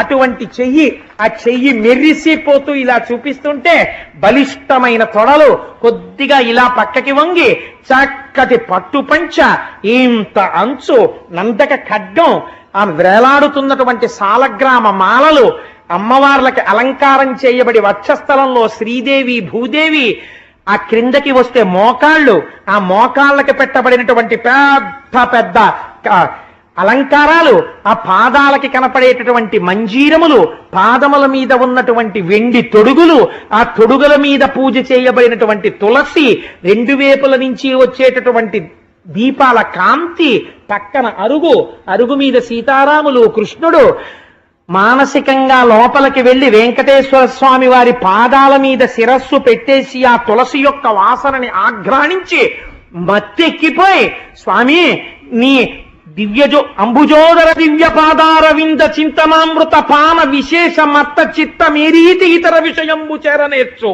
వినుత గుణశీల మాటలు వేయునేలా అంటూ ఆయన పాదాలు గట్టిగా పట్టుకుని నమస్కరించి ఆయన కాళ్ళొత్తి స్వామి ఎప్పటి నుంచి ఇలా నిలబడ్డావో మా అందరి కోసం అనుకుని ఆ స్వామి తన చేతులు గల్లుమంటుండగా కంకణాలతో ఒక లడ్డు ఇస్తే అది నోట్లో వేసుకుని వెనక్కి తిరిగి చూస్తూ చూస్తూ నడుస్తూ గోవిందా గోవిందా ఆయన వంక చూస్తూ అడుగులు వెనక్కి వేస్తూ వచ్చి రాజద్వారం దాటితే కుడి పక్కన ఘంటామంటపం, పెద్ద పెద్ద గంటలు దాటి ఇటు కుడి పక్కకి తిప్పితే వైకుంఠ ద్వారం, ఆ మెట్లెక్కి ఎడం పక్కకెడితే వకుళమాత తల్లి యశోద వకుళమాతగా ఉండి కన్నాల్లోంచి వంటశాల వంక చూస్తుంటే అమ్మవారికి బకుళమాతకి నమస్కరించి, అమ్మా ఏం అదృష్టవంతురాలివమ్మా, కృష్ణుడిగా లాలించావు, ఈనాడు వెంకటేశ్వరుడిగా పోషిస్తున్నావు, ఎంత అదృష్టవంతురాలివమ్మా అని ఆ బకుళమాతకి నమస్కరించి అక్కడ నుంచి కొంచెం ముందుకొస్తే స్వామివారి తీర్థం ఇచ్చి పాదుకలు పెడితే ఆ పాదుకలు పుచ్చుకుని అక్కడి నుంచి దిగి కుడి చేతి పక్కకి చూస్తే అక్కడే స్వామివారి వంట చెయ్యడానికి ఉపయోగించేటటువంటి నీటితో కలిగి ఉన్నటువంటి భూదేవి బావి, కొంచెం ముందుకెడితే అన్నమాచార్య స్టాల్, ఉచిత భోజనం టిక్కెట్లు, అది పుచ్చుకుని ఇలా కుడి పక్కకి తిరిగితే ఆలయం వెనకాతల ఇచ్చట కర్పూరం వెలిగించరాదు అని ఇత్తడి పళ్ళెం మీద బోర్డు, బలిహరణం పెట్టేటటువంటి పీఠం, అక్కడ ముట్టుకోకుండా ఒక నమస్కారం చేస్తూ ముందుకు నడిచెళ్ళిపోతుంటే ఎడం పక్కన పరకామణి, లుంగీలు కట్టు కూర్చుని డబ్బులు లెక్కెట్టుకునేవాళ్ళు, వీడియో కెమెరాల్లోంచి చూస్తున్నటువంటి అధికారులు, ఆ చివరికి వెళ్ళేటప్పటికే అక్కడ స్వామివారికి గంధం తీసేటటువంటి ఒక పెద్ద మంటపం, నిలువుగా పెట్టబడిన గంధపు చెక్కలు, దాని మీద సాన పట్టేటటువంటి గంధపు చెక్కలు, అవి దాటి కొంచెం అరుగుమించి ఇలా వచ్చి మెట్ల మించి చూస్తే ఎదురుగుండా ఆ గోపురంలో విమాన వెంకటేశ్వరుడు, ఇటు గరుత్మంతుడు, అటు ఆంజనేయ స్వామి, ఒక నమస్కారం పెట్టుకుని మెట్లు దిగి ముందుకెడితే ఇటు పక్క అన్నమాచార్యుల వారి భాండాగారం, కింద తాళం వేసి ఉంటుంది గొళ్ళేనికి, అటు వెడితే రామానుజాచార్యుల వారు శ్రీవారి బొక్కసం అంటే స్వామివారి యొక్క ఆభరణాలు ఉండేటటువంటి గది, అది దాటిన తర్వాత భగవద్ రామానుజులు ఉండేటటువంటి గది, అక్కడికి వెళ్లి రామానుజులకు నమస్కరించి యోగ నరసింహస్వామి ఇలా కూర్చునుంటే ఆ నరసింహస్వామికో నమస్కరించి అక్కడి నుంచి ప్రదక్షిణం చేసి మెట్లు దిగిపోయి రంగనాథుడి దగ్గర సాష్టాంగం చేసి కొద్దిగా ఇటు వస్తే హుండీలో ఓ 1000 రూపాయల కట్టోటి పారేసి, మానసికమే కదండి, హుండీ చుట్టూ తిరిగి ఆ గోడ దగ్గర ఉండేటటువంటి లక్ష్మీదేవి పాదాలు పొడుగైన వాళ్ళకే అందుతాయి, ఇంతంత చేతులెత్తి ఇలా అమ్మవారి పాదాల మీద చేతులు పెట్టి లక్ష్మీదేవికి నమస్కరించి, అమ్మా లక్ష్మీదేవికి జై అనుకుని తల్లికి నమస్కారం చెప్పుకుని అక్కడి నుంచి బయటికి వచ్చి మెట్లు దాటి ఎడం పక్కకి తిరిగితే ఫ్రీ లడ్డు డిస్ట్రిబ్యూషన్ లో అక్కడ ఉన్న గంగాళం మన అదృష్టాన్ని బట్టి లడ్డూయో దద్దోజనమో పులిహారో చక్రపొంగలో చిన్న ఆకుడప్ప తీసుకుని ఇలా నిలబడితే 2 చేతులతో పెట్టేవాళ్ళు, ఇలా తోసేసేవాళ్ళు, అప్పుడు చక్కగా అందులో చక్కెర పొంగలో దొరికితే అక్కడ ఉన్నటువంటి నూతి దగ్గర నించుని స్వామివారి శ్రీవారి వంటశాల పక్కన నిలబడి తెల్లవారకత ఆ ప్రసాదం తినేసి ఆ పంపుల దగ్గర చేయి గడిగేసుకుని ఆ నీళ్లు తాగేసి అప్పటి వరకు స్వామివారు బయటికి వస్తే వెలిగించి తీసుకొచ్చేటటువంటి పెద్ద పెద్ద కాగడాలు ఆరిపోయినవి చిన్ని చిన్ని మంటలతో అక్కడ ఉంటే జిడ్డు మీద జారిపోకుండా వాటర్ జెట్స్ తో నీళ్లు కొడుతుంటే ఆ తడిసిపోయిన చోట పంచ పైకి పట్టుకుని ఎడం పక్కకొచ్చి స్వామివారి గడ్డానికి తగిలిన గుణపాన్ని పైన గోడకి తగిలించి ఉంటే చూసి మళ్ళీ ఓసారి వెనక్కి తిరిగి గోవిందా గోవిందా పునర్దర్శనం ఇమ్మని ఆ రాజద్వారం మెట్టు దాటి బయటికి వచ్చి ప్రసాదం తీసుకుని ఆ స్వర్ణ తేరు ఉండేటటువంటి ఆ పెద్ద గది దగ్గర నుంచి శిఖరం వంక చూసి మళ్ళీ ఎప్పుడు లోపలికి వస్తానో వెంకటేశ్వర వచ్చేస్తున్నావో వారం రోజుల్లో అని మనసులో అనుకుని పొంగిపోతే ఇది చాలదా చిత్తంలో తలుచుకున్నది, వెంకటాచలం వెళ్ళిన వాడు ఎంత ఫలితాన్ని పొందుతున్నాడో ఇలా దర్శించిన వాడు పొందుతున్నాడు కాదండి. మన స్వేచ్ఛగా స్వామివారి పాదాల దగ్గరికి వెళ్ళి తులసితో ముక్కెట్టి వాసన చూసొచ్చాం కాబట్టి ఇది పరమాత్మ చూస్తాడు, ఎక్కడున్నా చూడగలడు. దీనికి ఏమి నిదర్శనము? ఆ తల్లి పరమాత్మ ఉన్నాడు, మన కోరిక తీరుస్తాడని ఇన్ని అటుకులు ఇచ్చింది. ఆ అటుకులు అడ్డు పెట్టి కుచేలుని యొక్క భార్య కోరిక తీర్చడం కోసమని ఒక్క గుప్పెడు అటుకులు తిని ఐశ్వర్యం ఇవ్వాలనుకున్నాడు. కుచేలుడు అడగలేదు, కృష్ణుడు చెప్పలేదు. బ్రహ్మజ్ఞాని అసలు కుచేలుడు ఏమీ అడగలేదు నాకిమ్మని, కృష్ణుడు నేను ఇచ్చానని చెప్పలేదు.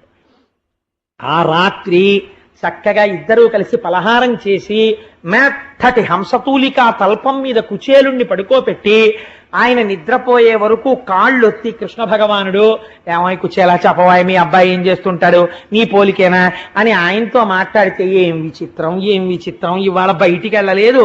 అలా ఆయనతో కబుర్లు వనల్లిపోతున్నారు.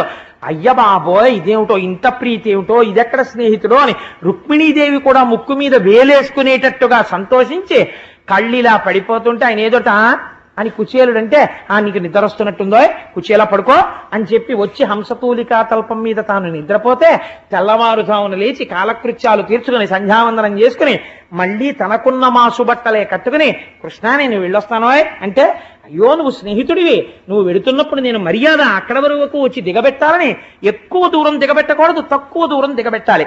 అందుకని కొద్దిగా గడప దాటి బయటికి వచ్చి దిగబెట్టి లోపలికి కృష్ణ పరమాత్మ వెడితే ఆ నడిచి వెళ్ళిపోతున్నటువంటి కుచేలుడు అనుకున్నట్ట, ఏమి నా భాగ్యం, ఏ పరమాత్మ యొక్క దర్శనాన్ని కొన్ని కోట్ల మంది అడుగుతారో వాడితో కలిసి కూర్చున్నానా, వాడు నా చేతులు పట్టుకున్నాడా, ఓయ్ కుచేలా అని దగ్గరికి జరిగాడా, ఇలా నా ఒళ్ళు తడిమి ఆ అటుకులు తిన్నాడా, రుక్మిణీదేవిని తినమన్నాడా, వాళ్ళందరూ కళ్ళకద్దుకు తిన్నారా, నా కాళ్ళు కడిగాడా, ఏమి సౌజన్యం నా సఖుడిది, ఏమి ఆనందం, ఇంకింతకన్నా నాకు జీవితంలో ఏం భాగ్యం కావాలి అనుకున్నాక గుర్తొచ్చింది, మా ఆవిడ డబ్బుల కోసం పంపించింది కదా.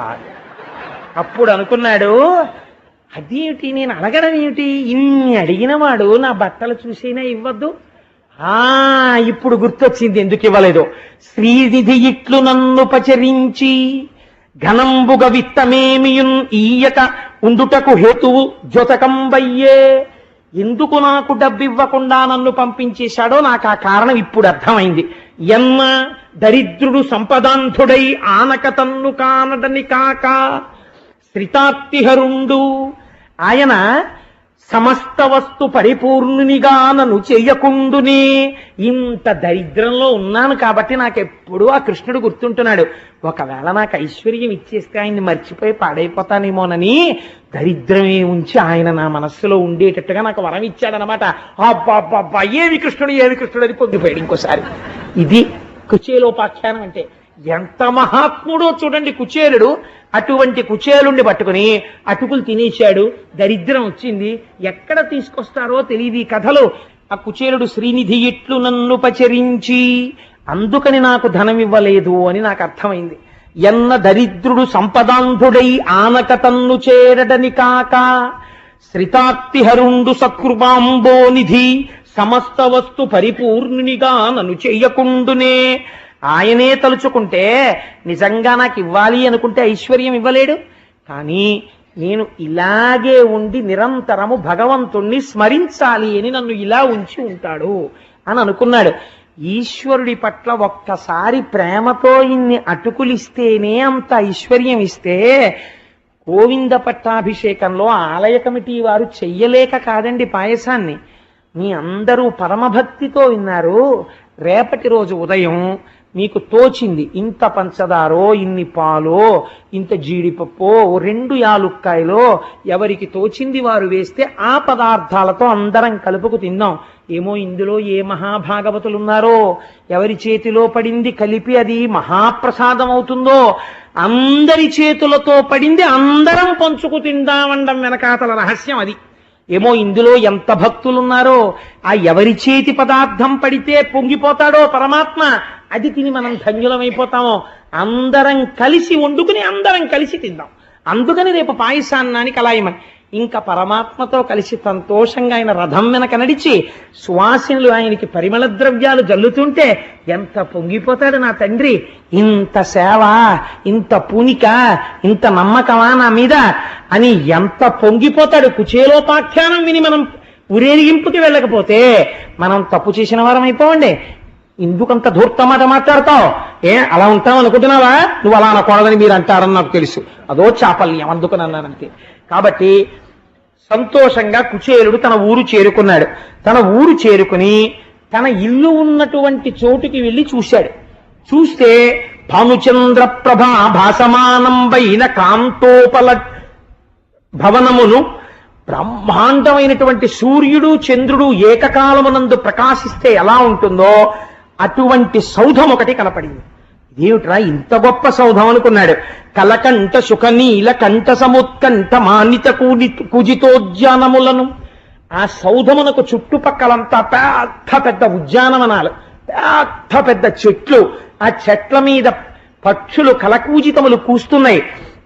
రత్నములు, వజ్రములు, వైఢూర్యములు, మాణిక్యములు, తాపడములు చేయబడినటువంటి అరుగులు, బంగారముతో నిర్మించబడినటువంటి గోడలు, స్తంభములు, మంచి మంచి సరోవరాలు, అందులో కారండవములు, హంసలు మొదలైన పక్షులు, కొన్ని లక్షల మంది పరిచారికలు, ఎక్కడ చూసినా రత్నాల రాసులు, ఎందరో అతిథులు వస్తున్నారు, భోజనం చేస్తున్నారు, అన్నదాత సుఖీభవ అని ఆశీర్వచనం చేస్తున్నారు, వెళ్ళిపోతున్నారు. కలకంఠ సుఖనీల కంఠ సముత్కంఠ పూజి మణిత కూజితోద్యానములను పుల్ల సితాంభోజ హల్లక కహ్లార, ఎన్ని చెట్లు, ఒక చెట్టు కాదు, రెండు చెట్లు కాదు, అనేకమైనటువంటి చెట్లు, దానితో పాటుగా అనేకమైనటువంటి ఆభరణములు ధరించి చీనాంబరములను కట్టుకున్నటువంటి సేవకీమణులు బయటకి లోపలికి తిరుగుతున్నారు. ఇదేమిట్రోయ్, 5 పైసలు ఆదాయం లేకపోగా ఒక్క పూరి గుడి చోటు ఉండేది, దాని స్థానంలో ఇంత పెద్ద స్థలం ఎక్కడిది, ఇంత పెద్ద సౌధం ఎక్కడిది అని ఆశ్చర్యపోయి ఈ సేవకీమణులెవరు, ఈ అల్లరంతా ఏమిటని కుచేరుడు ఆ ద్వారం దగ్గర నిలబడి చూస్తున్నాడు. ఇది చూస్తుంటే ఇటువంటి ఇల్లు ఎటువంటి మహాపురుషుడవుదో, ఇటువంటి ఇల్లు బహుశः ఇంకొకటి ఉంటుందని నేను అనుకోను. ఇది అభినవ లక్ష్మీ నివాసమగుచు, ఇది వైకుంఠంలో ఉన్న లక్ష్మీదేవి నివాసం తరువాత బహుశः ఇదే లక్ష్మీ నివాసం అయి ఉంటుంది. ఎటువంటి పుణ్యాత్ముడు ఉంటున్నాడో ఇందులో అనుకున్నాడు. ఆ పరిచారికలు గబగబా బయటికి వచ్చి బంగారు పళ్ళెంలో ఆయన కాళ్ళు కడిగి ఆయనని మేళకాళాలతో లోపలికి రమ్మన్నారు. ఎవరిల్లు నేనెందుకని అడిగాడు. ఊరుకుందరు, మీ ఇల్లే అన్నారు వాళ్ళు. తెల్లబోయాడు కుచేరుడు. నా ఇల్లు ఏమిటి, నాకెప్పుడు ఉంది ఇంత ఇల్లు అన్నాడు. భార్య మహాపతివ్రత, కానీ తనకే తెలీదు ఆవిడ అలాంటి బట్టలు కట్టుకుని అన్ని నగలు పెట్టుకుంటే అలా ఉంటుందని. అటువంటి పట్టుబట్ట కట్టుకుని అన్ని నగలు పెట్టుకుని భర్త కనపడ్డాడన్న లజ్జతో పరమపాతివ్రత్యంతో ఎదురొచ్చి కాళ్ళకి నమస్కరించి శిరసు తాటించి ఆయన చేయి పట్టుకుని మెల్లమెల్లగా నడిపిస్తూ, మీరు అక్కడ స్వామికి ఏమిచ్చారో ఆయన ఏం తిన్నారో నాకు తెలియదు, కానీ ఆ మొదటి అటుకు నాలుక మీద పడగానే పూరి గుడిసె ఇలా అయిపోయింది, వీళ్ళు ఇలా అయిపోయారు. అందుకని ఇంత ఐశ్వర్యం కృష్ణ పరమాత్మ ఇచ్చాడని చెప్తే పొంగిపోయి వాళ్ళు ఇంట్లో ఐశ్వర్యమును అనుభవించిన మనస్సులు మాత్రం ఎప్పుడూ కృష్ణుడి దగ్గరే పెట్టుకుని హాయిగా గోవిందనామం చెప్పుకుంటూ పరవశించిపోతూ ఇహమునందు సమస్త ఐశ్వర్యమును అనుభవించి అంత్యమునందు జ్ఞానము చేత మోక్ష సిద్ధిని కుచేరుడు భార్య బిడ్డలు పొందినారు అని ఇంత పరమ పవిత్రమైన ఈ కుచేలోపాఖ్యానమనబడేటటువంటి దాన్ని ఎవరు వింటున్నారో అటువంటి వాళ్ళకి మురహరుడు ఇట్లు కుచేలుని ధనవంతుని చేసినట్టి ఈ ఆఖ్యానము విను జనులకు, ఎవరెవరు ఈ కుచేలుణ్ణి దరిద్రుణ్ణి సంపత్తి కలిగిన వాడిగా కృష్ణ పరమాత్మ చేసినటువంటి ఆఖ్యానం వింటున్నారో వాళ్ళందరికీ కూడా కృష్ణ పరమాత్మ పాదముల యందు భక్తి కలిగి వారందరికీ కూడా కీర్తి యశస్సు అన్నీ నిలబడి అంత్యమునందు మోక్షమును పొందుతారు అని గొప్ప ఫలశ్రుతి చెప్పబడినటువంటి కుచేలోపాఖ్యానాన్ని పరమాత్మ ఇవాళ మనందరం వినేటట్టు మిమ్మల్ని చెప్పగలిగే అదృష్టాన్ని నాకు ఇచ్చి కటాక్షించాడు. రేపు ఉదయం చక్కగా 6:30 అయ్యేటప్పటికే మీ అందరూ ఇక్కడికి వచ్చేస్తే వృద్ధులైన వాళ్ళందరినీ బస్సుల్లో తీసుకెడతారు. మిగిలిన వాళ్ళందరూ వచ్చేవాళ్ళు వచ్చేసేయచ్చు గణపతి గుడికి. లేని వాళ్ళ ఒక్క 11 మాటలు స్వామి నామం చెప్పకపోతే, ఇంత కథ విని ఆ నామం చెప్పుకోకపోతే నాలికుండి ప్రయోజనం ఏమిటండి? కాబట్టి స్వామి నామం చెప్పుకొని బయలుదేరదాం. నందనందన గోవింద గోవింద హరి గోవింద, గోకుల నందన గోవింద, కష్ట నివారణ గోవింద గోవింద హరి గోవింద, గోకుల నందన గోవింద, వరాహమూర్తివి గోవింద గోవింద హరి గోవింద, గోకుల నందన గోవింద, పక్షివాహన గోవింద గోవింద హరి గోవింద, గోకుల నందన గోవింద, కరుణాసాగర గోవింద గోవింద హరి గోవింద, గోకుల నందన గోవింద, శరణాగత వత్సల గోవింద గోవింద హరి గోవింద, గోకుల నందన గోవింద, ఆపద్బంధవ గోవింద గోవింద హరి గోవింద, గోకుల నందన గోవింద, దరిద్రజన పోషక గోవింద గోవింద హరి గోవింద, గోకుల నందన గోవింద, శ్రిత పరిపాలక గోవింద గోవింద హరి గోవింద, గోకుల నందన గోవింద, పద్మావతి ప్రియ గోవింద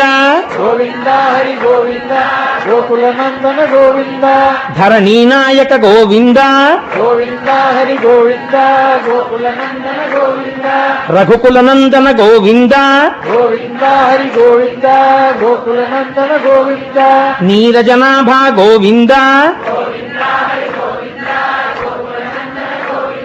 నిత్య కళ్యాణ గోవింద గోవింద హరి గోవింద గోకులనందన గోవింద శేషాద్రి నిలయ గోవింద గోవింద హరి గోవింద గోకులనందన గోవింద శ్రీనివాస గోవింద గోవింద హరి గోవింద గోకులనందన గోవింద శ్రీ వెంకటేశ గోవింద గోవింద హరి గోవింద గోకులనందన గోవింద సర్వం శ్రీ ఉమామహేశ్వర పరబ్రహ్మార్పణమస్తు.